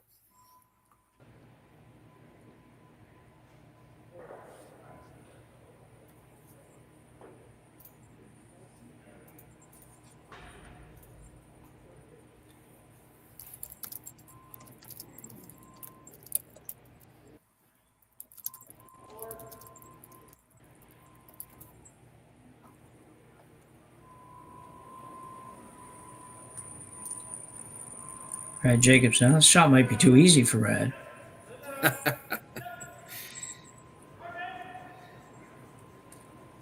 That's a good chance to throw a little more down weight.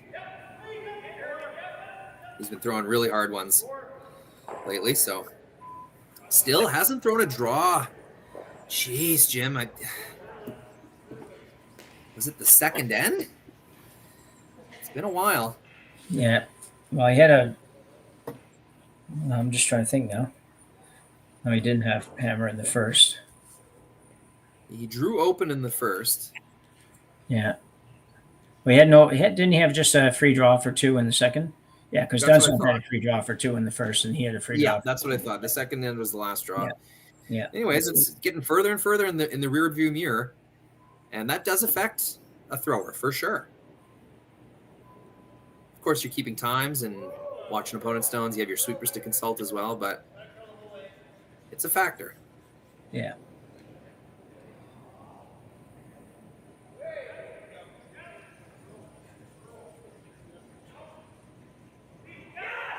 Right now, and then just making sure it doesn't get away from them.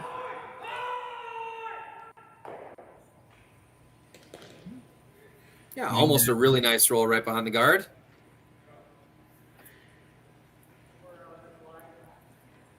that it would be an open peel attempt. Brad Jacobs, good end to blank at the start of the fifth end. If somebody said you could blank this one, I'd take that in a minute. Be perfect. Oh, absolutely.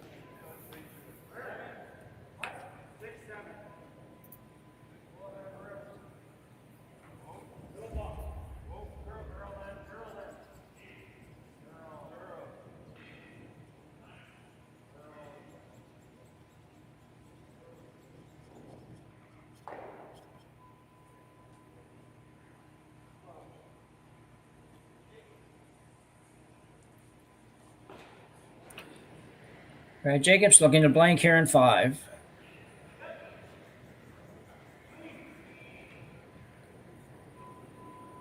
It's pretty good. And away it goes.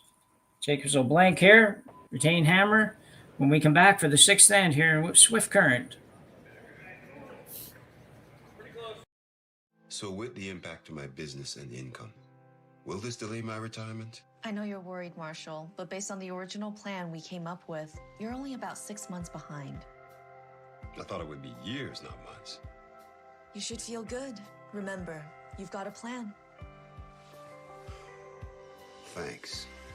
With change comes questions. See the impact of your money decisions before you make them with RBC Wealth Plan.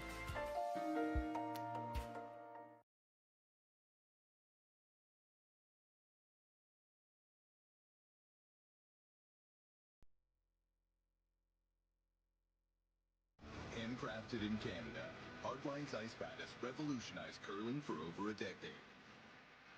Engineered with top-tier precision and durability, it is backed by an unmatched 10-year warranty. Designed for curlers at all levels to sweep effortlessly with maximum efficiency, it is trusted by the world's best curlers, including Olympic and world champions. It is quite simply the best brew in the game. Hardline. Join the revolution.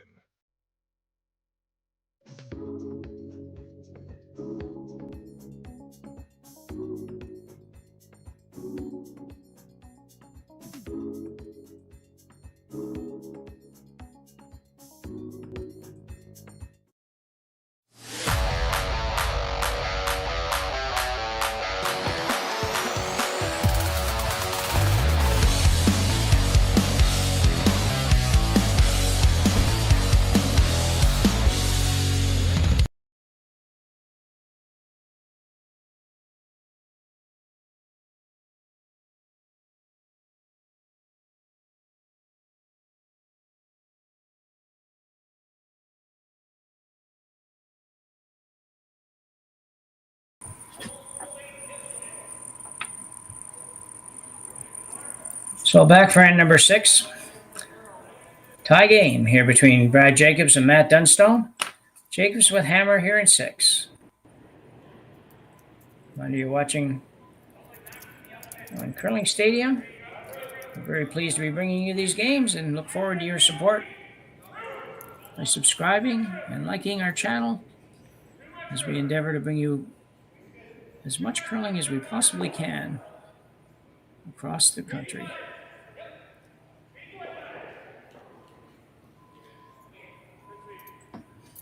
We draw for Benny Hebert and an intern. It's all good.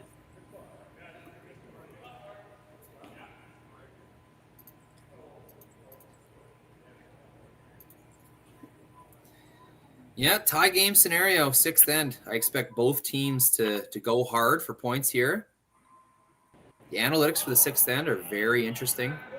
If you score a single point, it does not increase your chances of winning. It stays at about 65%.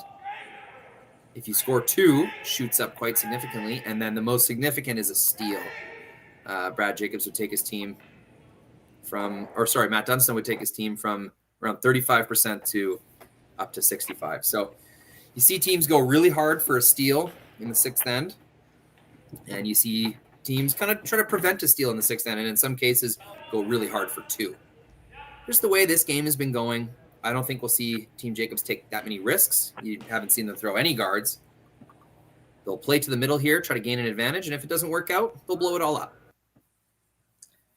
A blank and a single point are, in terms of percentage chance of winning the game, about equal. Annie Herbert being asked to a little bump and roll, kind of. And Gallant working on it. Needs to curl.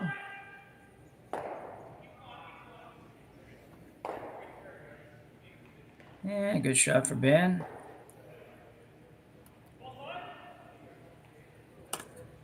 Dunstone now look for a little hit and flop.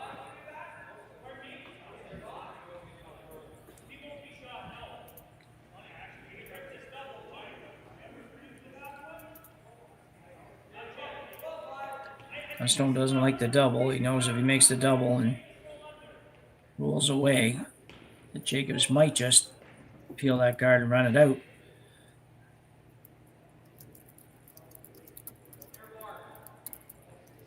So EJ Herndon looking for a little bit of a hit and flop inside.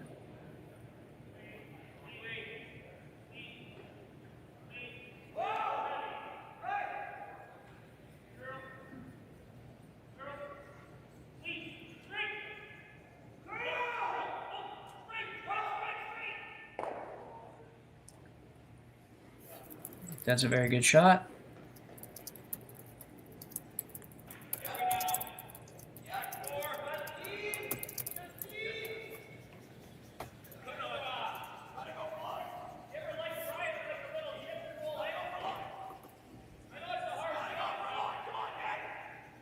Yeah, Team Jacobs able to peel now. They see that they're shot rock at the back, so kind of a tough decision.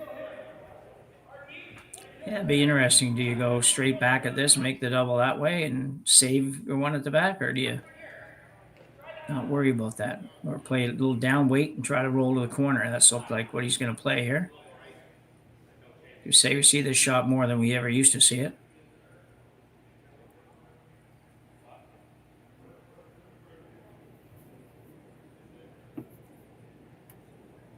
Brent's not maybe 100% sold, or he's just trying to get straight on what weight he's supposed to throw here.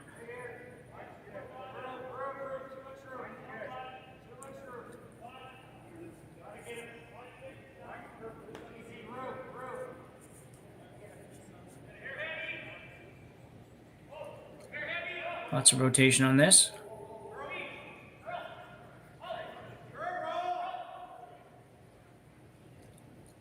This could be really good. What a brave call. Almost rolled it on. Yep. Might be on yet. Nope, not quite. Just had to make sure he missed kind of that way. Make sure you get it out of the way, if anything. You know, rolling that into the rings would have been a great bonus, but that's a fine result.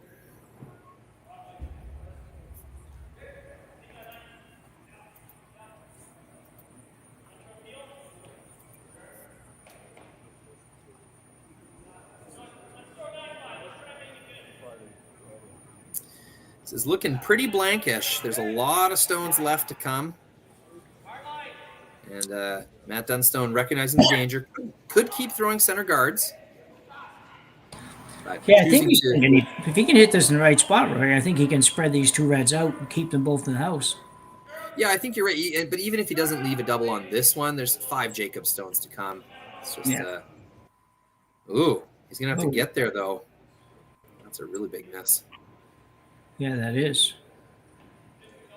I didn't really pay attention to where they were sweeping that. I just don't know. I guess they must have been sweeping it to hold it straight, but.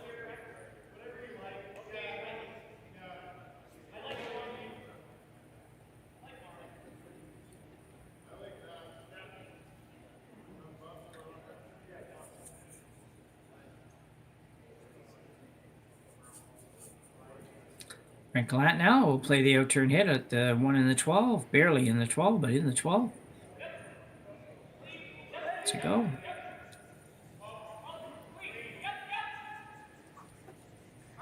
Pretty steady, Brett. Good shot. Yeah, that's a nice sweep.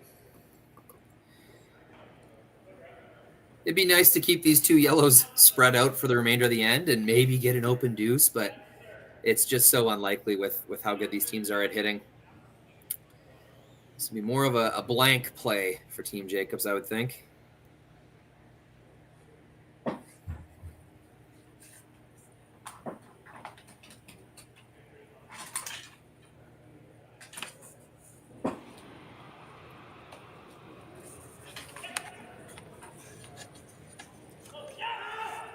Colton Lott looking for the double.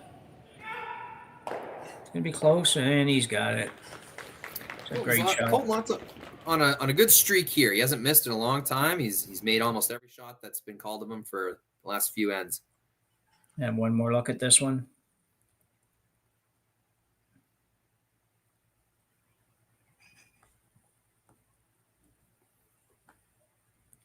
Sweep by EJ, holding it in the right spot. It's funny, some of these long doubles look almost easier than the short doubles sometimes for these guys. They look like they're almost automatic, where some of the short ones seem to be a little more of a challenge at times. It doesn't make sense. Well, it's also a difference between a shooter double and like kind of slash doubles. So the shooter doubles are always a little nicer to throw. So the teams will probably run this through to a blank. Not Dunstone's choice, but he doesn't have much choice right now. No, and the way you avoid this, Jim, is you throw double center guards. That comes with a lot more risk. Team Dunstone wasn't willing to take it, and here, this is where they end up. Yeah, I would expect you'll see that at the next end. You can't afford, Matt just definitely can't afford to have an end like this in 7. Or finish like this in 7 at least.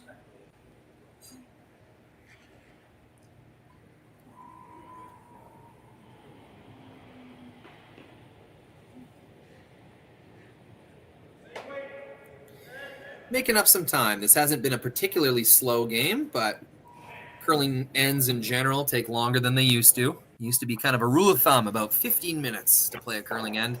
That is no longer the case at the competitive level. There's just so much more draw shots. The ice is quicker, so I know it doesn't seem like much, but when the ice is a second to second and a half quicker, that's every single shot that takes that much longer. And, of course, the thinking time. Much more thinking time. And thus, curling games, that old kind of 8 ends should take about 2 hours. That's no longer true. It seems like a 2 hour, 15-minute minimum kind of thing. More often about 2:20. We're on pace for about that.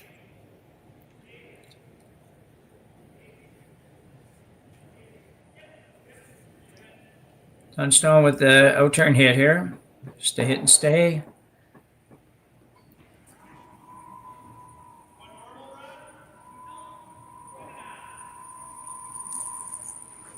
He's using his little corn broom to try and sweep something off the ice.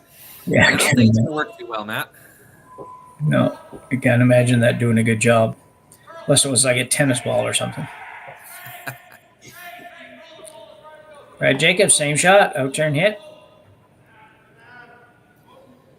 See, if I was Dunstone, I'd just really trying to make sure that I keep my rock in the rings. Make Jacobs keep hitting. Like we've been talking about, Jim. He hasn't drawn since the second end. So no. Now, speaking of which, it's going to be a free draw for Matty. So will he try to do something with this little one out the edge?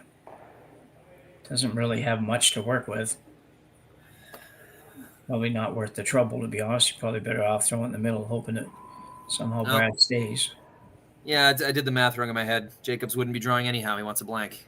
No sense in that. Well, they're going to throw it over there in the neighborhood, at least, of that Yellowstone.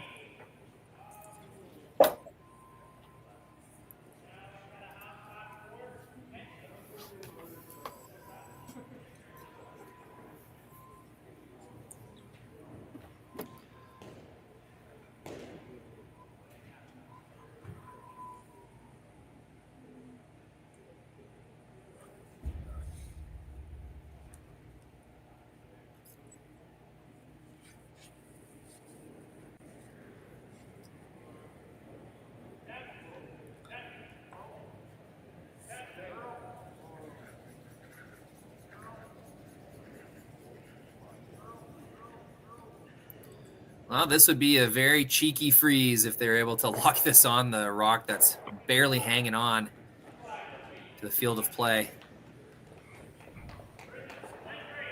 Good little practice shot for Matt. Keep his draw weight in his back pocket. He's working hard at this. Line's pretty good if they could get it there.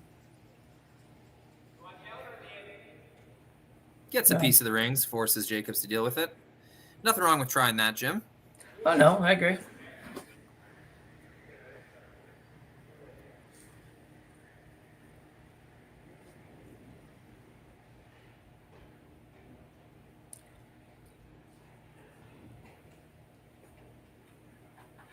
Brad Jacobs, final stone here in end number 6. As we get close to the end of the semifinal match here.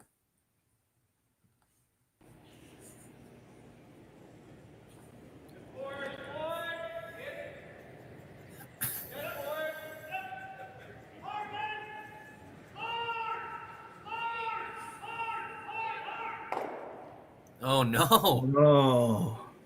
Is it in? I'm not sure. I don't think so.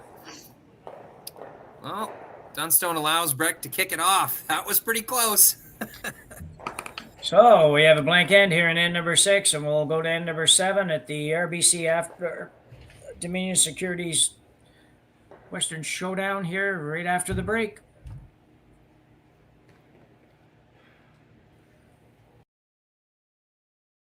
We asked Saskatchewan what they know about 5G. More speed? More innovation? It's gonna make our lives a whole heck of a lot easier. This is what 5G looks like. Better, faster. Sounds like one more G. Sounds pretty good. I don't know what it means. All you really need to know is the future of 5G is here and will continue improving through investments in network technology.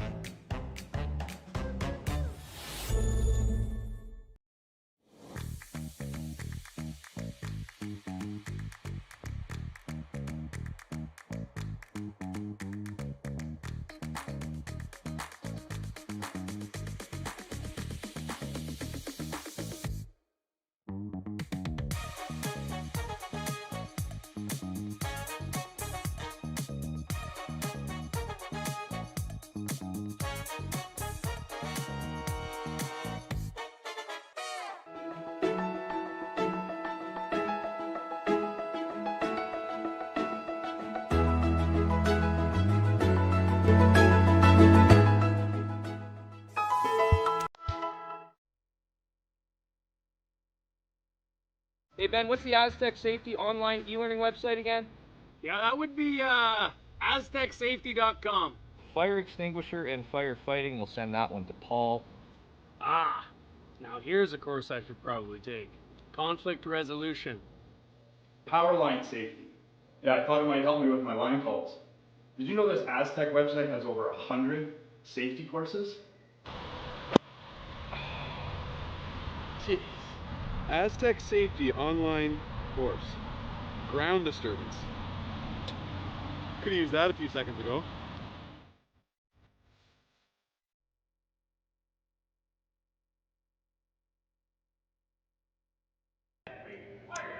So 2 ends to go in regulation time here. In our semifinal match between Matt Dunstone and Brad Jacobs. Yeah, this 8-end game has been reduced to 2 ends. The only difference is Dunstone started with hammer off the bat, and now Jacobs will have hammer in this 7th end, tied up. This semifinal did not disappoint. We've had some misses here and there, and teams have traded misses, certainly, but there's been some great made shots, and especially in the second half of this game, Jim, I think we've seen the shot making kind of rise to another gear. Yeah.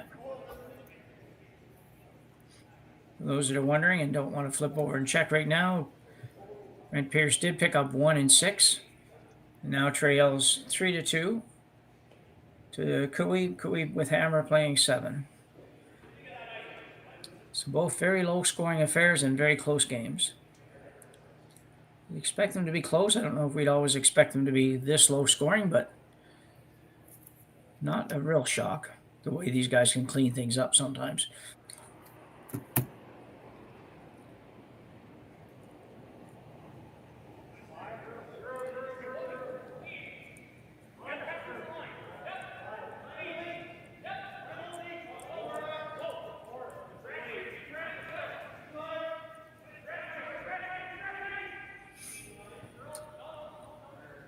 Ben Hebert's draw here.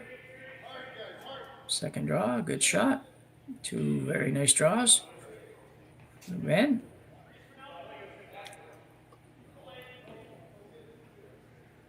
EJ Harnden now be asked to follow that down.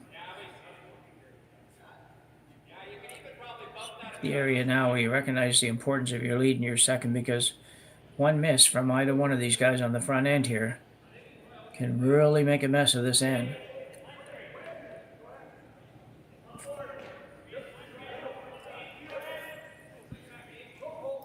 Yeah, stakes are certainly high now, especially with two center guards like this. You can feel the advantage slip away really quick without Hammer. So 2 center guards up means nearly every shot needs to be made by Team Dunstone. Yeah. That's not really a great one. No, not able to promote it. It is fully buried. Just came up light. Those 2 stones of Jacobs. You got to think that's going to take 2 rocks to get rid of those. Yeah, still, Brad will peel. Thought he might press his advantage in the 4-foot, but knowing that things could turn around real quick with the run back ability of Team Dunstone, they'll play it safe and clear the top one. And with that setup that's there right now, it's going to be really tough for Dunstone to turn this into a, even this early in the end, it's looking a little bit difficult to turn this into a force or a steal, either one. So throw up another guard.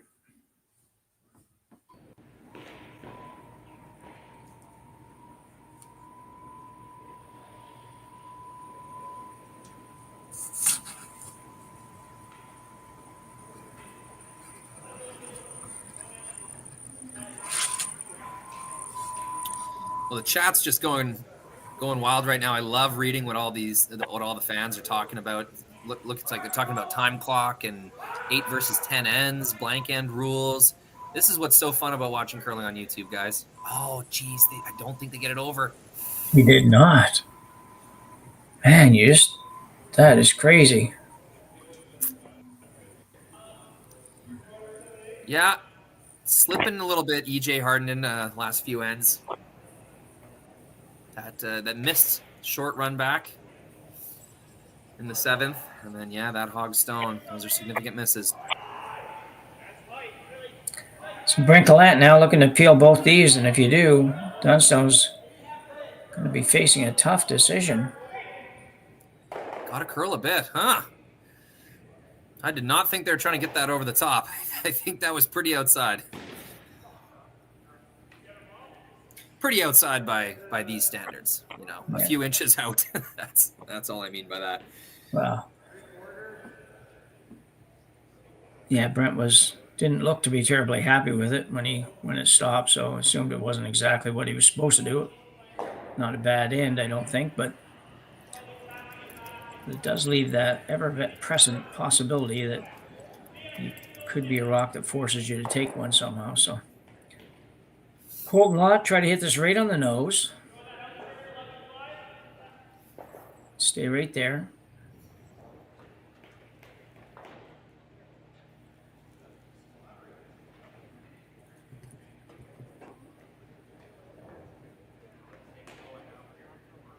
It's possible now for Dunstone to at least be optimistic about it, maybe getting a chance to come around the corner and forcing Jacobs to take one here.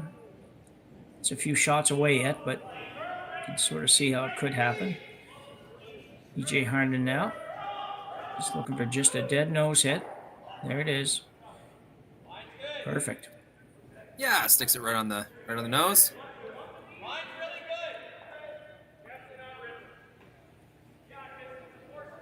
That's the universal signal for blow it up.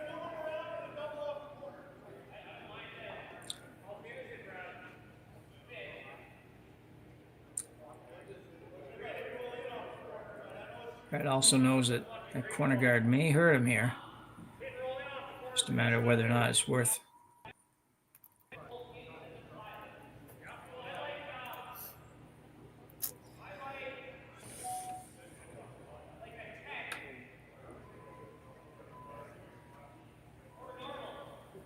Mark doesn't care. Whatever it is, I'll make it, he says, and go from there.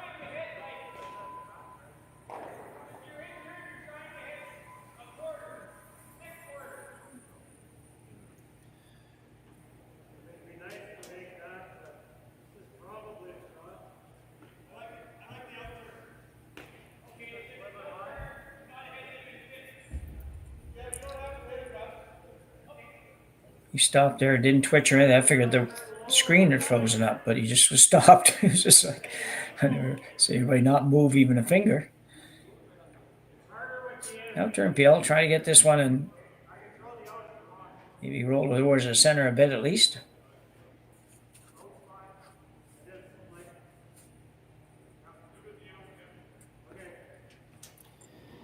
Yeah, they're kind of caught in between worlds here. Like they actually have a pretty good setup to score 2 if they wanted to. Yeah. But they want to keep it safe, and I think the ultimate goal for them would be carry Hammer into the next end.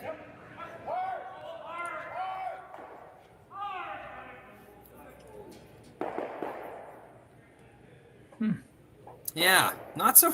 I don't really know about that. Yeah. I thought maybe they're trying to unlock, like they would have liked to roll in and sort of clip the red off of its frozen positioning.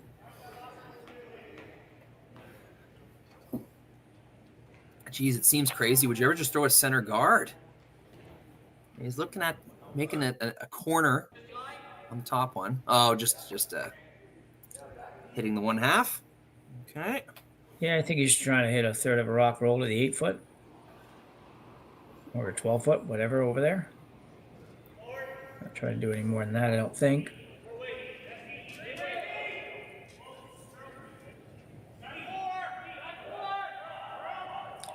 Yeah, it might not even. It's got to go up. Got to come up. Just got to stick in the rings, really. That's a beautiful shot. Yeah. Dunstone team seems happy with the setup right now.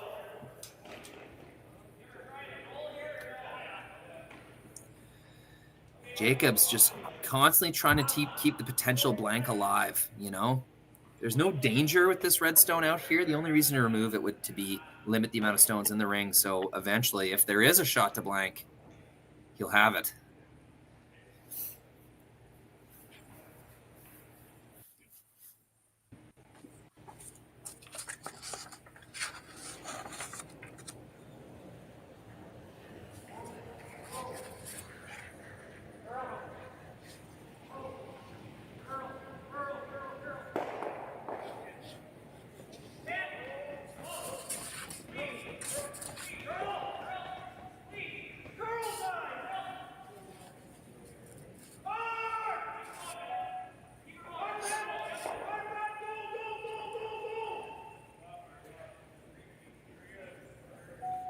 Gets a bit of a roll.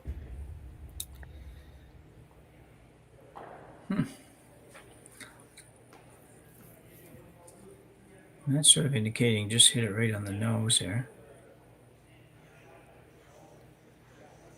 Yeah, I'm just wondering what Dunstone's kind of ultimate plan is. Like, what's his goal here? Yeah, I'm not I don't sure. really see a force brewing. This is looking more and more like a kind of open crack at 2 points. Like, where's he going to roll? You can't really hide behind the red-yellow combo because that yellow, since they're so frozen, you can kind of send that yellow back in almost whatever direction you want with the drag effect. Kind of indicating just a little roll inside.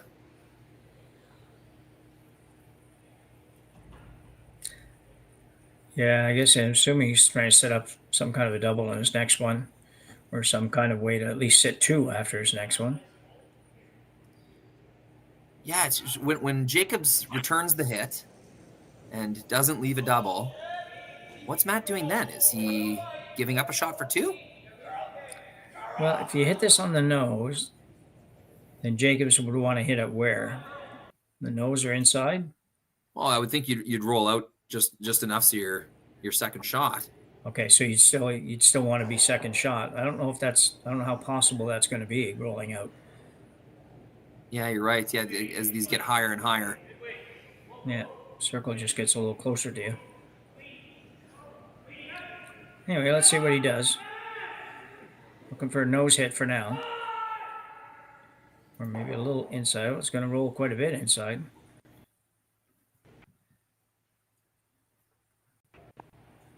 Well, now that I see it, I kind of like it. Well, I think. Do you think this top red is going to go?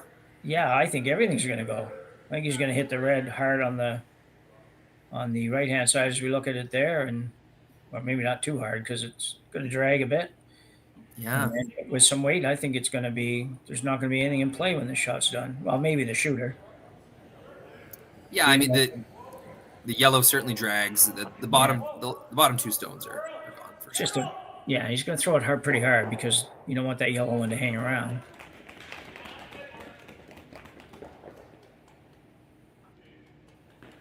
I love seeing the people in the glass behind each other chit-chatting about the game.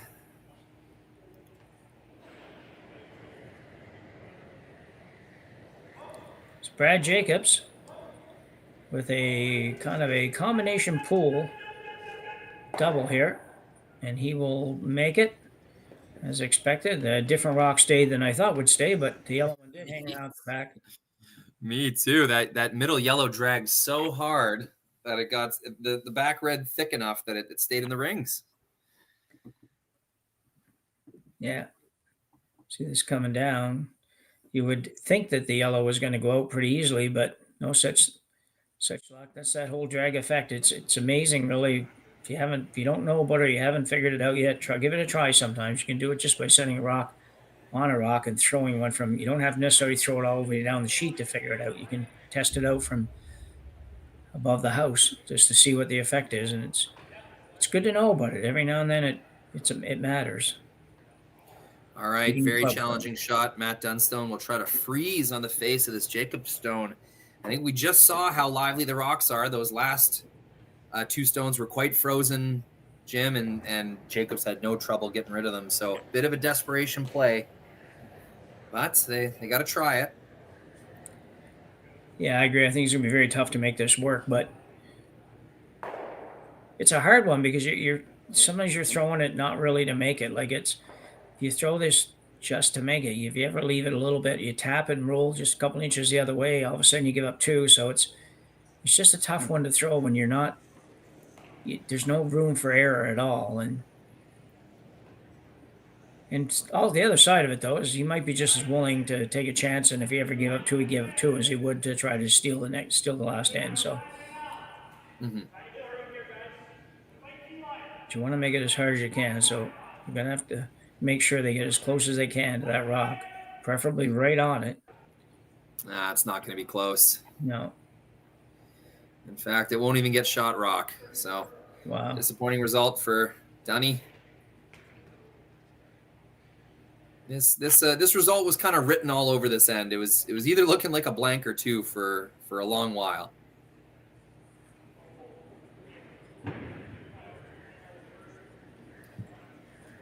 $3,500 people watching now. Congratulations, everybody. You're part of a historical event. That's a lot of views for a live stream curling game. So thank you for proving that there is an appetite for more and more curling.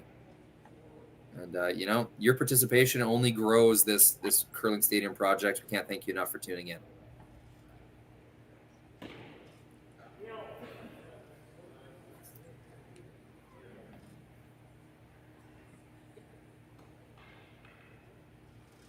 So Brad Jacobs with an open draw to the 8 foot for 2, or close to the 8 foot for 2. I think Team Dunstone was hoping for Brad's eventual draw to be a little higher pressure than this, but now with his first draw since the second end, he's got a lot of paint to work with.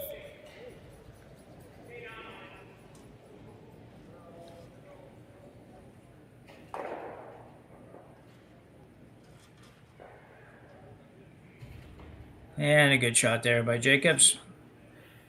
And Brad Jacobs will take a 2-point lead into the 8th end here in our semifinal at the RBC Dominion Securities Western Showdown, as the winner advances to the championship game, which will probably start about 5 minutes after we're done. Well, no, not really, but not too much after we're done, probably an hour or so after we're finished. So thanks very much. We'll come back right after the break.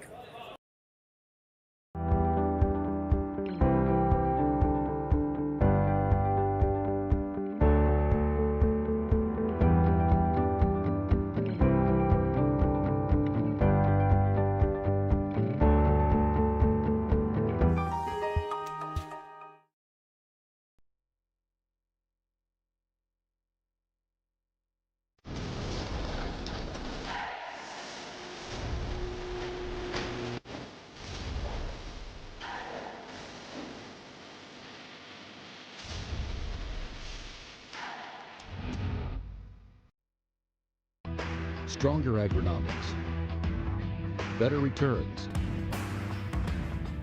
greater peace of mind. From pre-seed to post-harvest, you can count on the Victory Canola program to keep you. I don't remember a time when curling wasn't a part of my life. When I wasn't putting in the sweat and hard work to be the best that I can be. Clocking in the time, the effort to practice day in, day out. Curling is more than just a game. It's a family, a community.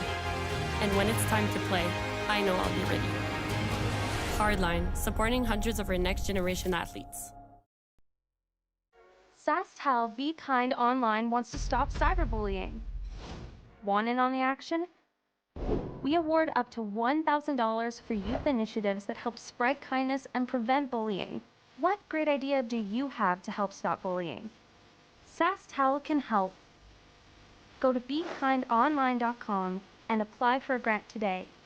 Together, we can make a difference.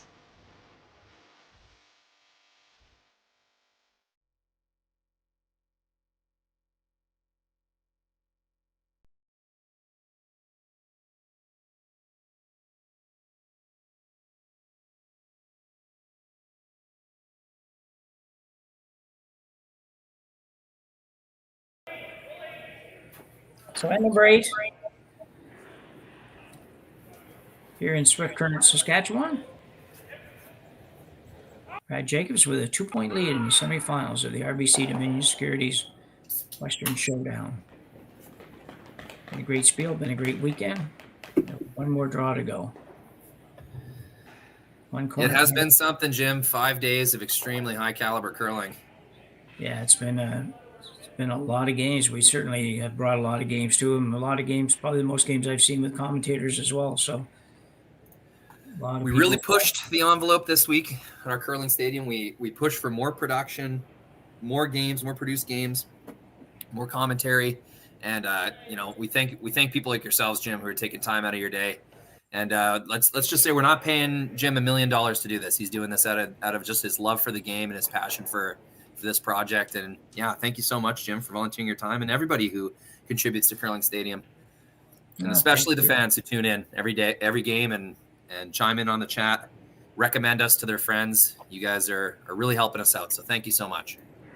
Yeah, it's been a lot of fun, and it's continues to be. I've been surprised. I was saying to Jerry earlier, I was surprised how many people actually do see and watch this, and even from my little club here in New Glasgow, long before anybody knew I was going to be doing commentary, would come up to me after they first heard me, say, "Oh, I heard you on there," and I said, "Geez, you watch that?" And I'm thinking, "Yeah." They're like, "Yeah, we watch curling. We like to watch curling, any kind of curling, anytime." So, yeah, it's great. So a few rocks for Dunstone to work with here. That might change in a couple of shots, but for now, there's a couple of corners, some rocks in the house. The yellow one that Team Jacobs just threw actually works as a corner as well. So a little bit of light at the end of the tunnel for Dunstone here. EJ will be hungry to make this shot here. Both in 6 and 7, he had a bad miss in both ends, so he's going to be hungry to make 2 good shots here. Yeah, he'll bear down pretty good on these. I know we're supposed to stay unbiased as commentators, Jim. I'm not cheering for a particular team, but I am a little happy that it wasn't a blank end in 7. I think we would have had a much more boring, predictable 8th end. Now, with Dunstone really chasing 2 or 3 points, I think we're in for a treat. Yeah, that one worked out quite nicely. Yeah, I got the shooter to a good spot. That was the most important part of that shot. Didn't really matter what happened with the yellow. Shooter just had to get to a good spot. Yeah.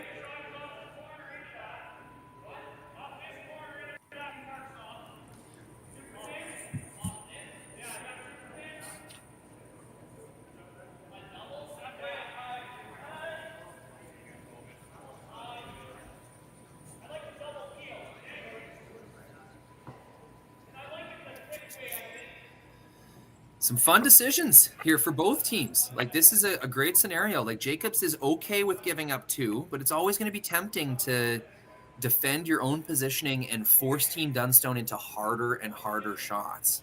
It's tough to play pure defense in curling. You want to make things harder on your opponent, and sometimes that means taking a bit of risk yourself. So just kind of decision time here as they could easily peel. Pretty juicy double peel, Jim. You know, there's more than one way to make it. Yeah, absolutely. Yeah. So lots of conversation. So they're going to run the red. Looks like it's going to be a straight peel, I think. I'm not sure if they're going to try to pick that one off the back or not, but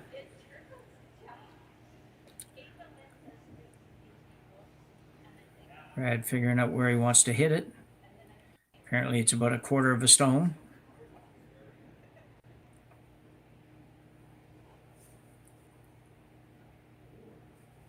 Gallant, a chance to make a 2-for-1 kind of shot here. You can see the focus. He really wants this one. He's got that one. He's got that one. What a great shot by Brent Gallant. And rolled the shooter far enough out of the way. He's not super happy, but I don't think he should be that upset. A bit of a missed sweep once again. They were trying to get that kind of thin and roll into the rings. They ended up getting it over top.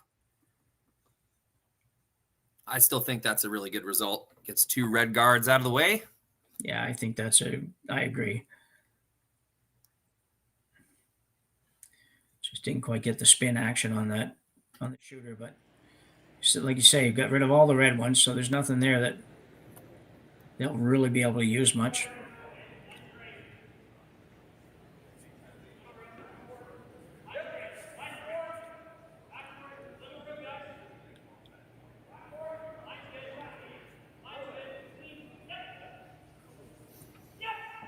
Now turn come around to the back one. This is a nice looking shot as well. Oh, it's really good. Made use of the slight, we're not going to call it a miss, but the leftovers of that double peel. Made perfect use of those, and yeah, that angle is just lovely. Not able to remove that red rock pure. Yeah, and you can tell EJ liked it. He popped up with a little bit of pep in the step there, getting up from that one, so he was pretty happy with it. Sitting number 2, number 3 now. And you've got Jacobs playing an out-turn draw around a corner when he's up 2 playing the last end. That's a good start.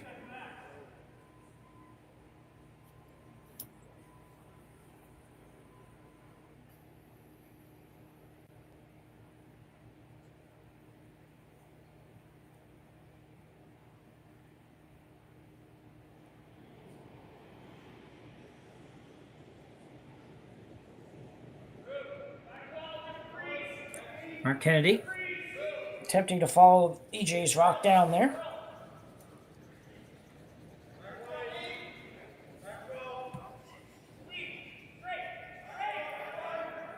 This is a very interesting call, Jim. Not hitting the open red stone. Yeah. This is the exact kind of fun stuff we were hoping for when Jacob scored 2 in the 7th end. These are the make or break decisions. They're going to win or lose curling games. And really excellently executed, you know? That yellow's going to be tough to get off of there. The reds could still stick around in the rings. It's still very interesting. It's interesting because Matt was just looking at what happens if you play this double on the one on the button and the yellow that Mark just threw there. And actually, you could probably play this double if you really were desperate, and you might be able to sit 3 when you're all done. I think if you hit whatever it is, half of that rock, hit the yellow, the red jams on the back, yellow, and the yellow that's frozen might go. I mean, you're looking at it, might not be ready to play it right now, but you might not get another chance either. But it's a good point, Jim. Whether or not it goes, though, like even just getting your shooter over there, unlocking it, and taking advantage of the corner guard, that's going to be a really good result for Colton Lott. Yeah. He's on a hot streak. This has been, man, we've seen some good shots, but I think Colton Lott might be the hottest player on the ice right now. He seems to be making everything, or he's darn close when he isn't.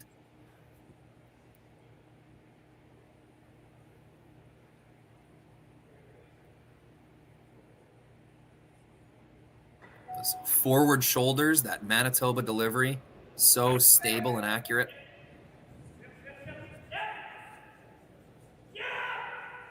So Ryan Harden trying to hold Phil's. I feel like I've said Ryan Harden's name every time they've thrown a rock here.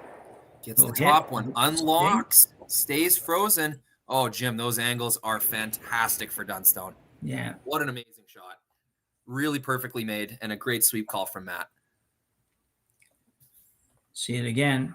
Ryan Harden helping make this shot, just on it from the time he let it go until right now.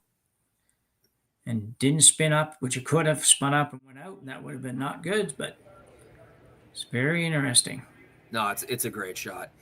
Now the temptation to hit the open one is there for Jacobs. Like, Dunstone's kind of running out of rocks to group those two stones together. So to be second and third shot even on the wings right now is pretty darn tempting.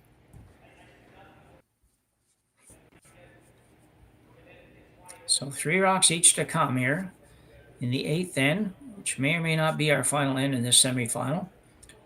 We can tell you that Kevin Cooey won the final with Brent Pierce, winning 3-2 in that one. Congratulations to Cooey. They've been hunting success for a long time now, and to make the final of this event, I'm sure a lot of people are very happy to see Kevin Cooey back in the, not quite the winner's circle yet, but, you know, making the final, that's got to be a proud moment for them. Yeah, I agree. I think it's tremendous. It certainly has been a rocky road here. And congrats to Brent Pierce, too. I don't know if there was a lot of people would have picked them to be in the semifinals of this event. And when you looked at their draw and they had to, you know, beat Carruthers, they had to beat a couple of really good teams. And then they had to beat a really good team this morning when they beat Mike McEwen. So they deserve it of the semifinal finish for sure. So Mark Kennedy now.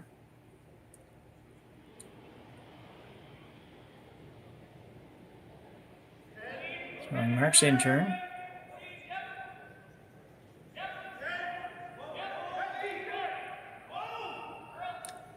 Just going after the back one.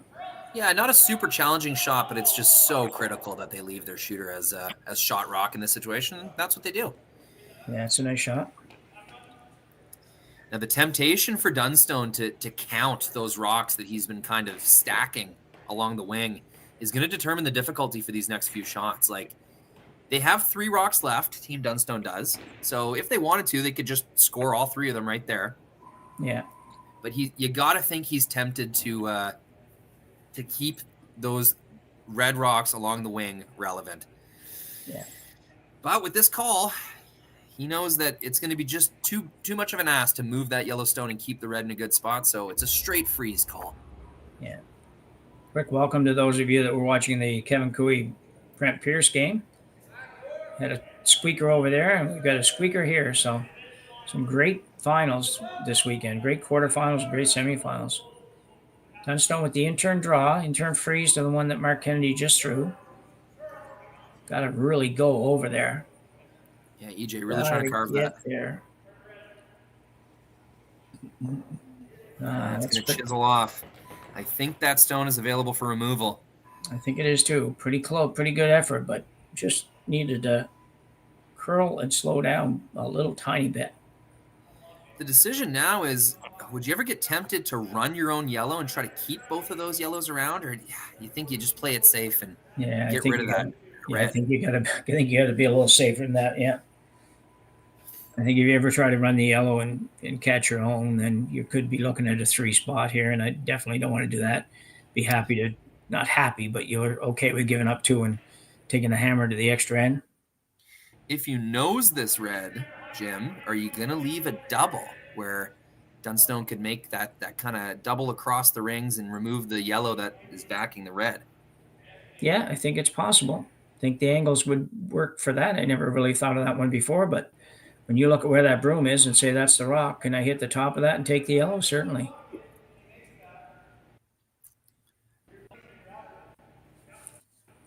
Mark's waving over there. I don't know if he's suggesting that let's not worry about over there or what, but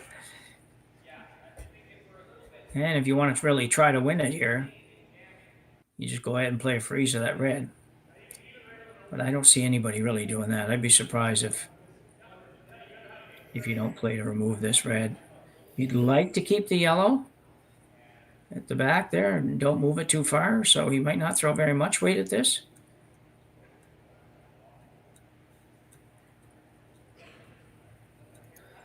Yeah, that looks like just kind of tap back weight, Jim. Yeah, I think it is. I think he really doesn't want to move that back yellow much because if he can get this out and not move the back yellow very much, then Matt has to make a double to sit 2. Yeah, absolutely. It's getting late enough in the end, Jim, where that rock, even though it's in the back of the rings and it can be frozen too, it's pretty valuable with how close it is to the center. So it's going to outcount those reds on the wing, and with only 2 shots to come for Dunstone, that's turning into a pretty valuable thing. Earlier in the end, not as valuable, but we're getting there. Yeah. Oh, this is fun though. Down 2 with hammer, both teams, making some very exciting decisions. This is exactly what you want, a semifinal matchup between 2 great teams to come down to. We're being treated to some great curling right now, Jim. Brad Jacobs seemed to throw a little extra handle at this one. I'm not sure. That may just my thinking. I don't know, but seems like a little more handle than I'm used to seeing Brad throw. But again, just to come down, tap the red out, save your shooter and the other yellow. It's going to be close. It's pretty good. I was expecting just a hair more weight than that, Jim. I thought they'd want to push the red further back than that, but that yellow's in a really good position, obviously. Yeah, I think Matt was just looking at the double that you had pointed out a minute ago. Is it there? And you're going to lose a few rocks on that side, but I don't know what that means. I don't think you're going up there, surely.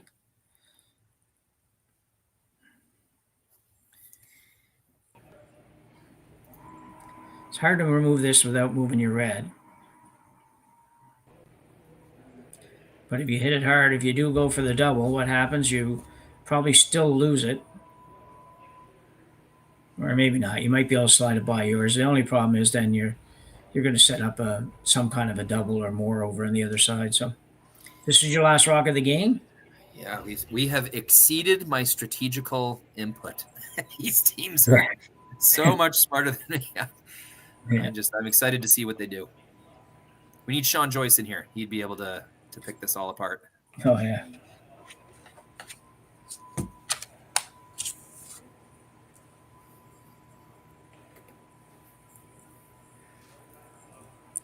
Sean Joyce and Dave Schmell will be doing the final after this. Yeah. With Connor Sims on production and myself on cameras, we'll have a 4-person crew. One of the first times we've done that this year. Hopefully provide some great coverage. Yeah, I think it'll be wonderful. I hope to catch the last half of it. If I don't soon get some work done today, it's going to be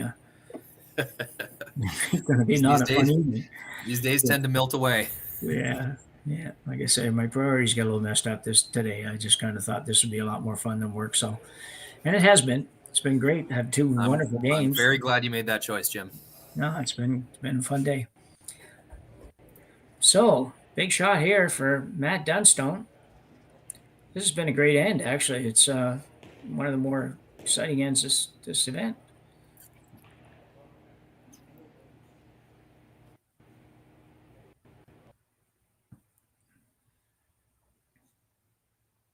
Big 2 shots here for Matt Dunstone. His teams, I would argue, has done their job. They've stacked the rings. They've created rocks in play. Good scenarios. Matt's been given the chance. Let's see if he can convert it with these 2 shots. Harden trying to hold it. Make sure it doesn't curl too much. And, whoa, what a shot. Pokes. Great shot. Pokes it right out the side. Danger alert for Team Jacobs. Let's see it again. Matt Dunstone with the intern heater. Ryan Harden, just because it's right that he sweeps every single shot this game, is on it. Probably might have hit it a hair thicker than he wanted, but it looks pretty good. Oh, I think it's great, Jim. I don't see a double available for Jacobs unless you run this thing back. I think really tough. The only way out is to freeze on that pile of reds. Yeah. And even still then, Jim, you might leave a crosshouse double for 3. Yeah, you might. The yellow at the back of the 4-foot, the yellow on the left-hand side there it's accessible, delicate to get to it, but it is accessible for what they need to do. They only have to move it a foot if they were to get the opportunity again. So Jacob's going to be playing some kind of a draw here, I think. There's no point in hitting anything because nothing's going anywhere. And I think this is pretty significant. I think the red in the 12-foot is out counting the yellow in the top of the 12-foot. So red is 2, 3, and 4 right now. Yeah. So right in the pile is going to do it. I guess what you got to be careful of is that you don't leave something where it's only going to contact. So the eventual double that Matt Dunstone will throw. You can afford to lose one of your reds on the wing. You can't lose 2 of them. No. So if Jacobs can put this in a place where at least 2 reds will be pushed backwards, even if Dunstone makes the double, then at least it's only for 2 and an extra end, not for the win. Yeah. Probably sitting more so on the high one is better, Jim, I would think. That's my thought as well, yes. Even tapping it back like a few inches, making a little more of a pocket for yourself could be the best spot, because if you don't move anything and Dunstone sends it off of the top one, then only 1 red will leave the edge. I think you have a little tiny bit more room for error on the top one too. If you just got a little bump that's available there in the back. If you go for the back one and you roll off it an inch, then you're going to lose the game probably. So last rock for Brad Jacobs in end number 8. It's only his third draw of the game, I'm pretty sure. Looking to freeze to the back red, or the one of the reds at the back of the house here. Sweepers like it. They like it for weight. Ben's trying to get that curl. Inside out here at Swift Current has had some trouble finishing. Looks really nice though. Might be too heavy. No, I think it's pretty good. Actually, I think you'll see Matt Dunstone have to play the double. So he takes it off. But will that yellow spring off of the top red without contacting any other yellows in the back of the rings? If so, this double is for 3 and the win. I think that if you make it, I think the yellow hits the red, goes over the top of the red that's at the back of the 8-foot, and then your shooter goes over and takes the other one out. But you got to hit. I think you can get it hard enough to. Yeah, that's kind of it. And then I think it goes. I think it's for 3, Jim. I do too. I think the back 2, I want to point to them. I need a illustrator. I think the back 2 reds don't move. Yeah. And these 2 that are at the tee line, both of those rocks are gone, and your shooter takes out the one on the other side. So what I hope is he gets really close to throwing this good, because it'd be interesting to see what the result ends up being. There's a chance that the spin of the yellow kind of takes it straight backwards and clips that back red. We'll have to find out. I don't know for sure. Yeah. I think this is for 3, Jim. Yeah, I don't think that'll happen, but I agree. I know what you're saying, and it might. Yeah, the interesting part is that for Dunstone, the one thing it does do, Connor, take me if we can see their mouths moving. I think the audience can hear a little bit of the ambient audio. You can see EJ using his hands to describe the motion of the rocks. Yeah. Sorry to interrupt you there, Jim. No, that's okay. I was just going to say, you don't have an option. It's not like you're going for 3 in lieu of going for 2 sort of thing.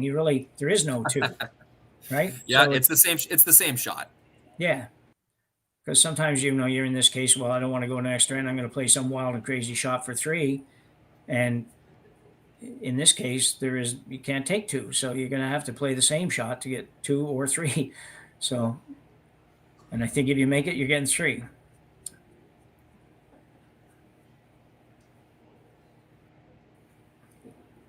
It's just a little bit flatter than I'd like to see for being able to really, really spring off of there. But we know Dunstone can throw it really hard. That's for sure. Just trying to get a little tighter view of those 2 rocks. I don't know if I can. No, that's cool. Yeah. Yeah. I don't know. Maybe it does clip that second red. Well, it might, but even if it does, it's you got to try to make this. I don't think it will. I think you got to hit this rock about no less than a half to make it. And when it hits the other red, I just think it bounces over the top of the back red. Yeah, for Team Dunstone, you just focus on making sure your shooter goes into the other yellow and sticks right there. That's all you can do. And the motion of these rocks, that's it's up to the curling gods to decide. Interesting to see the turn choice here. I'm not sure if he'll try to go for the little flatter roll here and throw maybe an in turn at it, or if he'll be going the out turn where he might get a little bit more speed coming off that rock. Mm-hmm. Going in turn. Well, what an exciting finish here. Matt Dunstone with a chance to win the game in 8. That would be amazing, even if you're not a Dunstone fan. So let's wait. EJ this time on the broom. He wanted to curl. Gets the one. Post. Into the other. Did it kick the other red, though? It did. Yeah. You only got 2 points. Oh, what? Did you have the replay on that one? Because I need to see where that rock went that I thought wasn't going to move. It's a great shot no matter what. So it did. Yeah, we're going to see it right away here. Yeah, I just saw the YouTube replay. It's that. It does just barely poke. Wow. What a great shot, though. Holy cow. Wonderfully exciting. Yeah, it's interesting because I remember I just finished saying there's no shot for 2. Apparently there was. Okay, we're going to take a short break before we come back for the extra end here at the RBC Dominion Securities semifinal match between Dunstone and Jacobs.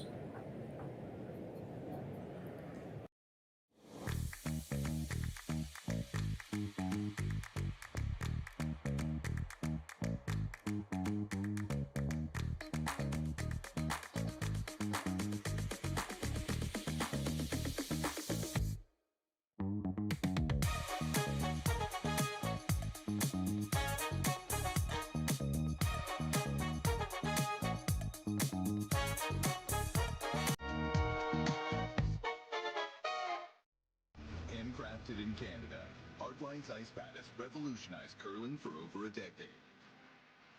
Engineered with top-tier precision and durability, it is backed by an unmatched 10-year warranty. Designed for curlers at all levels to sweep effortlessly with maximum efficiency, it is trusted by the world's best curlers, including Olympic and world champions. It is quite simply the best brew in the game. Hardline. Join the revolution.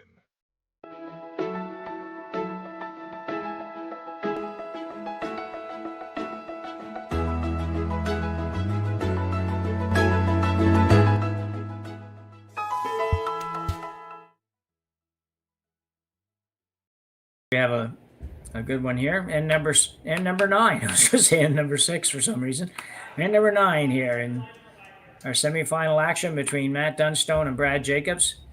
Tremendous 8th end, which saw Dunstone have apparently not a shot at 3, but a shot that we thought was for 3, or at least I thought was for 3, and a great shot regardless to tie it up. And we're in an extra end with Jacobs having hammer this time. Just an ever so slight miss from Jacob's last one. It just didn't curl as much as they thought it would. I thought he got the weight pretty darn good. Yeah. Ben tried to make it curl, but in Swift Current, we've seen like the center coming off the center line, not moving quite as hard as the outside in. That's pretty common for curling ice. And just pretty impressive to me that Brad hadn't thrown a draw really all game until the 7th and 8th ends, and he made those pretty darn perfect. So yeah, some great shot making so far. Yeah, it's been a great game, and that great end particularly. So Dunstone will call up another center guard here. Probably the 2 most important shots of the game so far are these 2. So, well, other than maybe the last one, the last end. No, I agree with you, Jim. When you're trying to steal, you need 2 good ones from your lead. There's no other way about it. You need 2 good guards from your lead, or if you are coming in, you need a nice top 4. Yeah. It's the lead's time to shine in situations like this for sure. Ryan Hardman, lead for that Dunstone team. They want to make this move over a little bit, but a little bit afraid of. Sorry, Connor. In the house, and that's pretty good. 2 rocks, lots of separation, both on the center line. That's 100% end for Mr. Ryan Harden. Yeah.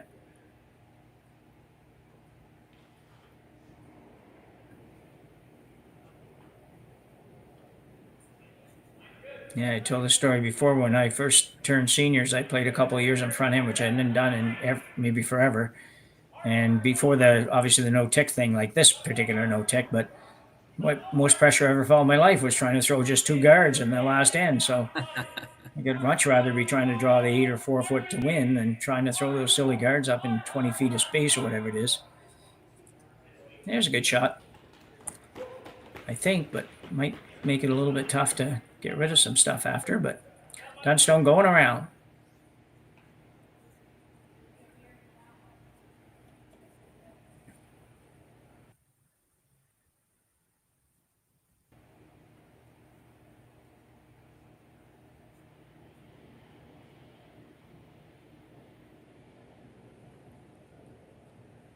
It's a very important stone. The last rock before the Peel Express fires up. This is light. Once again, he was light in the 7th end as well. Our sweepers are getting a lot out of this. Just going to tick. So close. Wasn't light. I was wrong about that. It just was over curling. Real close. It's not a disaster. It's in a pretty useful spot, but that's kind of what they would call the good one. You want to make that one your good one in the 4 foot, either your steel rock or the frozen stone that you're going to use later on. And now the shots get a little simpler for Team Jacobs. I imagine we'll see 4 peels in a row.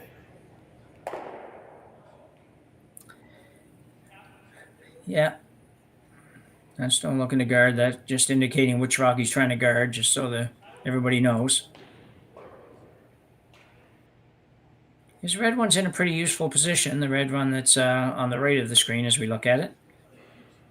If he needs to use that one, it's not bad, and the 2 at the top are staggered, so if he ever had the opportunity to promote that one in, it might be good, but for now, he'll throw up the guards, and Brad Jacobs will peel the guards.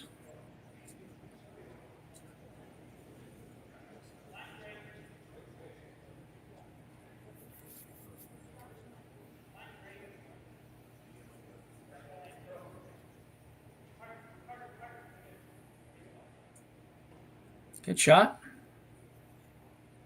You don't want to get too close because you don't want him to have a chance of taking more than just the 1 rock out.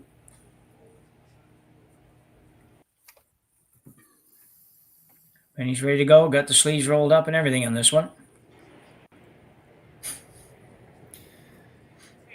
Yep, it's been a lot of this type of shot for Brent Gallant the last few ends. Yeah, there has, hasn't there? It's just I was just thinking the same thing. That I don't know what else he's thrown for the last 3-4 ends. It just seems like that's almost it. That's kind of Jacob style, though. Use those second stones to clean things up. Yeah. If we look at the situation in the house right now, Jim, like if we just keep kind of guard, peel, Dunstone is going to have a good chance of getting something in there with some funny angles that Brad Jacobs are going to have to deal with.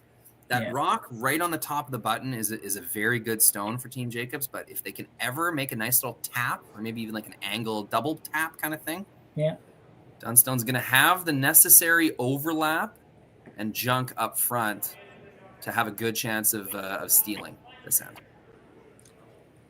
Yeah, agreed.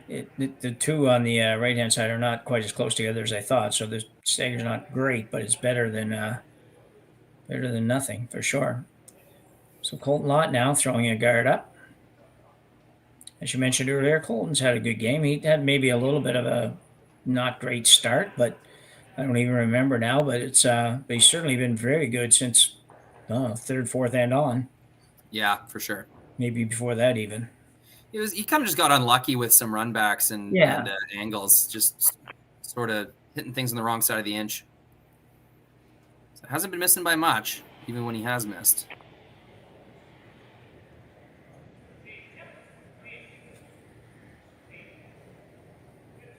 An appeal for Kennedy. Dunstone looks at it every time. Has to just run it through his mind real quick. Am I still good to do this? Am I still good to do this? And I think the answer is yeah. Until you're absolutely not, then you are. He might tackle that tap up on his first one. I'm not sure, but for now, Colton Lott's throwing up another guard, and Brad Jacobs is certainly going to peel it.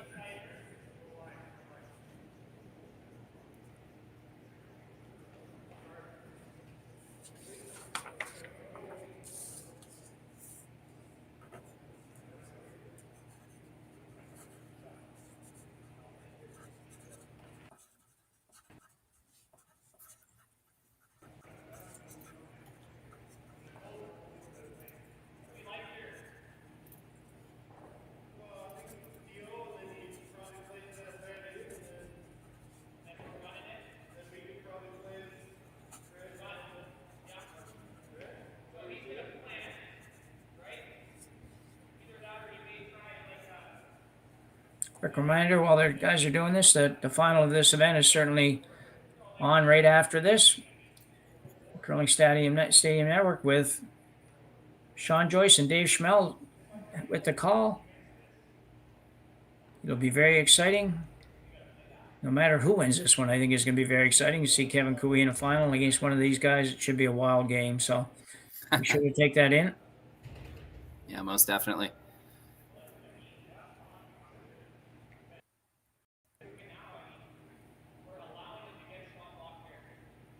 Well, they're toying with the idea of whether or not they want to peel this guard.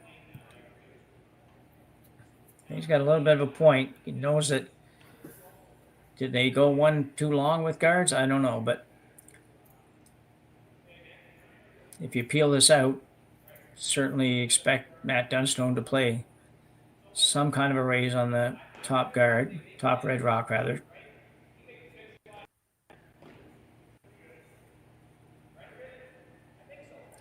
Well, Mark's leaving, so I think it's been settled. You can only let those front ends have so much to say, you know. Anyway. He's going to peel. Might be trying to make both this time.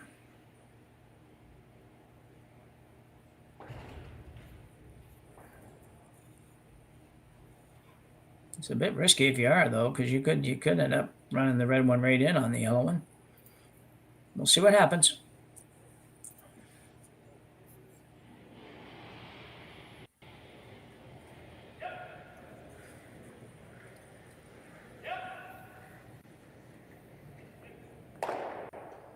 No, just a single peel. So I'm thinking Dunstone's going to play the tap. What do you think, Roy? I think you have to. Yeah. I think if you wait one more rock, you might not have this opportunity. So yeah, I agree. One more and they're guarding the whole thing for sure, and you probably won't have a shot. Oh, sorry, You might have a shot, but not a good shot.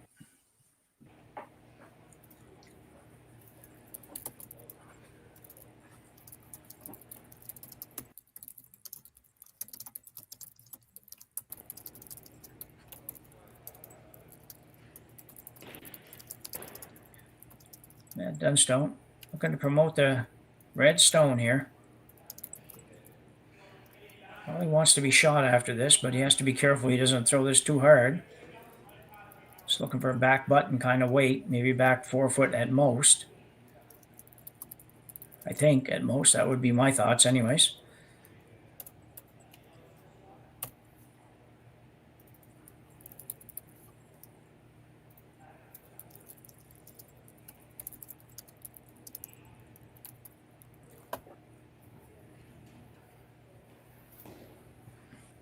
Two rocks each to come here in the extra end to decide who will take on Kevin Cooey in the finals of the RBC Dominion Securities Western Showdown here in Swift Current, Saskatchewan. Great host for 2 weekends in a row here. And Dunstone with the outturn raise on his own red stone.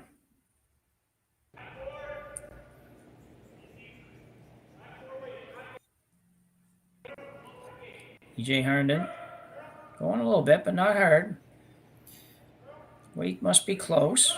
Yeah, it looks really close. A little bit more. He might not have enough. It's a bit of the worst of both worlds, Jim. They didn't get shot rock, and they also didn't get nice and frozen on that yellow stone.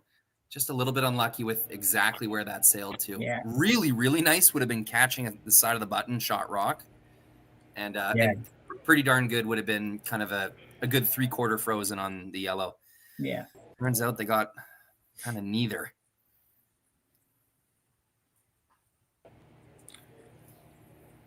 I'd be a little surprised if they played the shot that Mark just indicated.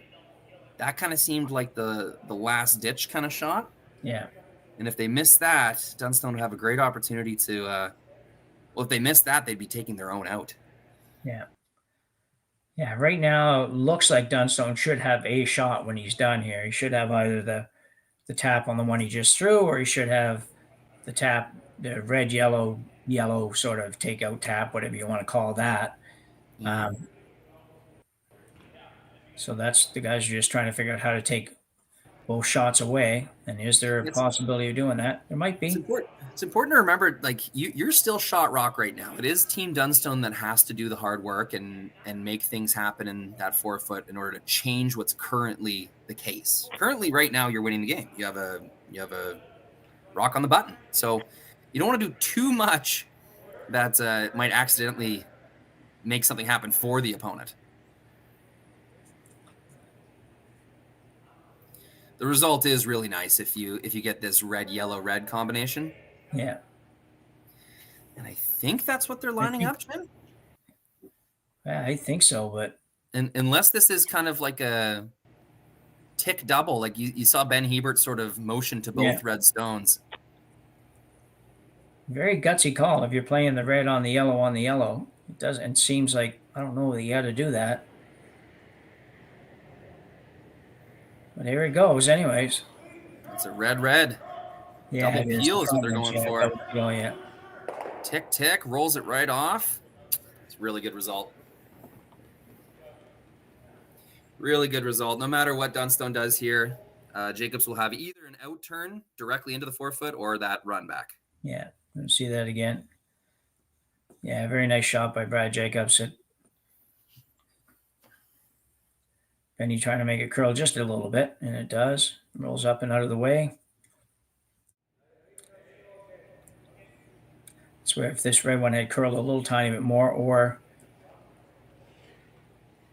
it would have been, or maybe not an or, but it would have been maybe a little easier chance for Dunstone to get shot rock. But throwing the double, and the double, if he makes a double, he probably gets a half a rock or a rock roll to the right in front of the red. I think it would be pretty good. Not easy, but would be pretty good.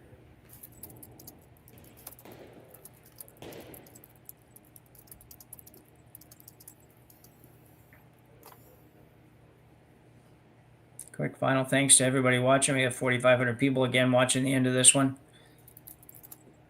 Hope a lot of you can stay around and watch the final shortly. Matt Dunstone with his final rock here in end number 9. The double takeout and a roll is what they're looking for here. Trying to get it to curl. Got to be shot at the end of this. Close. 1, Great 2, and shot. rolls. That is a terrific curling shot. Matt Dunstone rolled the shooter a little bit.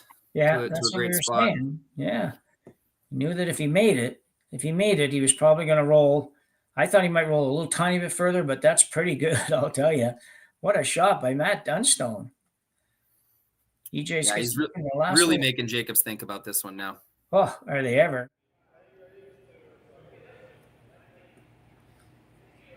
They got the little come around tap, or he draws the button on the intern side. Yeah, it's not easy. Oh, not a bit.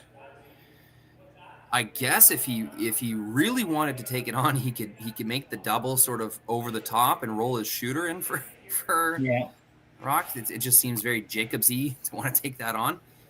But we can see almost half of that stone should be enough to tap it with heavy backline weight. Yeah.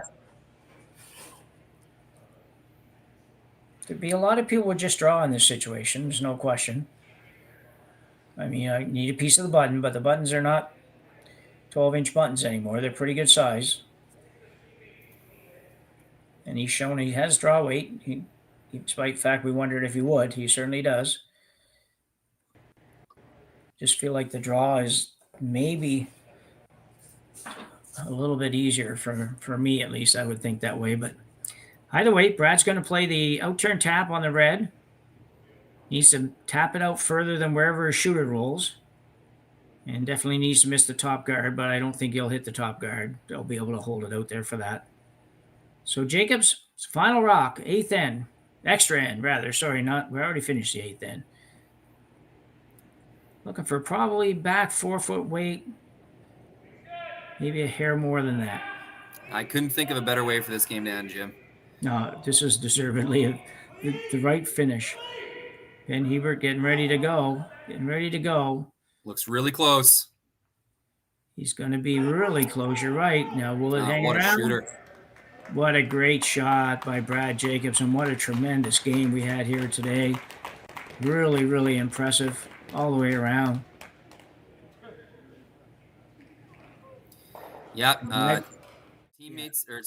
Opponents who respect each other a great deal. That was a great game. You could see Matt and Brad all game long kind of joking with each other behind the house, but in that 6th, 7th, and 8th end, the jokes were over and it was time for business. And we saw some really, really great curling in these last 3 or 4 ends. Yeah. Just an excellent curling shot. Really never a doubt that it was going to be made. So that concludes our semifinal game here. Reminder, the finals coming up probably in about maybe, half hour to an hour. So be sure to take that. Might see a little bit of a delay. I'm guessing more like a 4:10, 4:15 start, but we'll get that official word soon enough. Okay.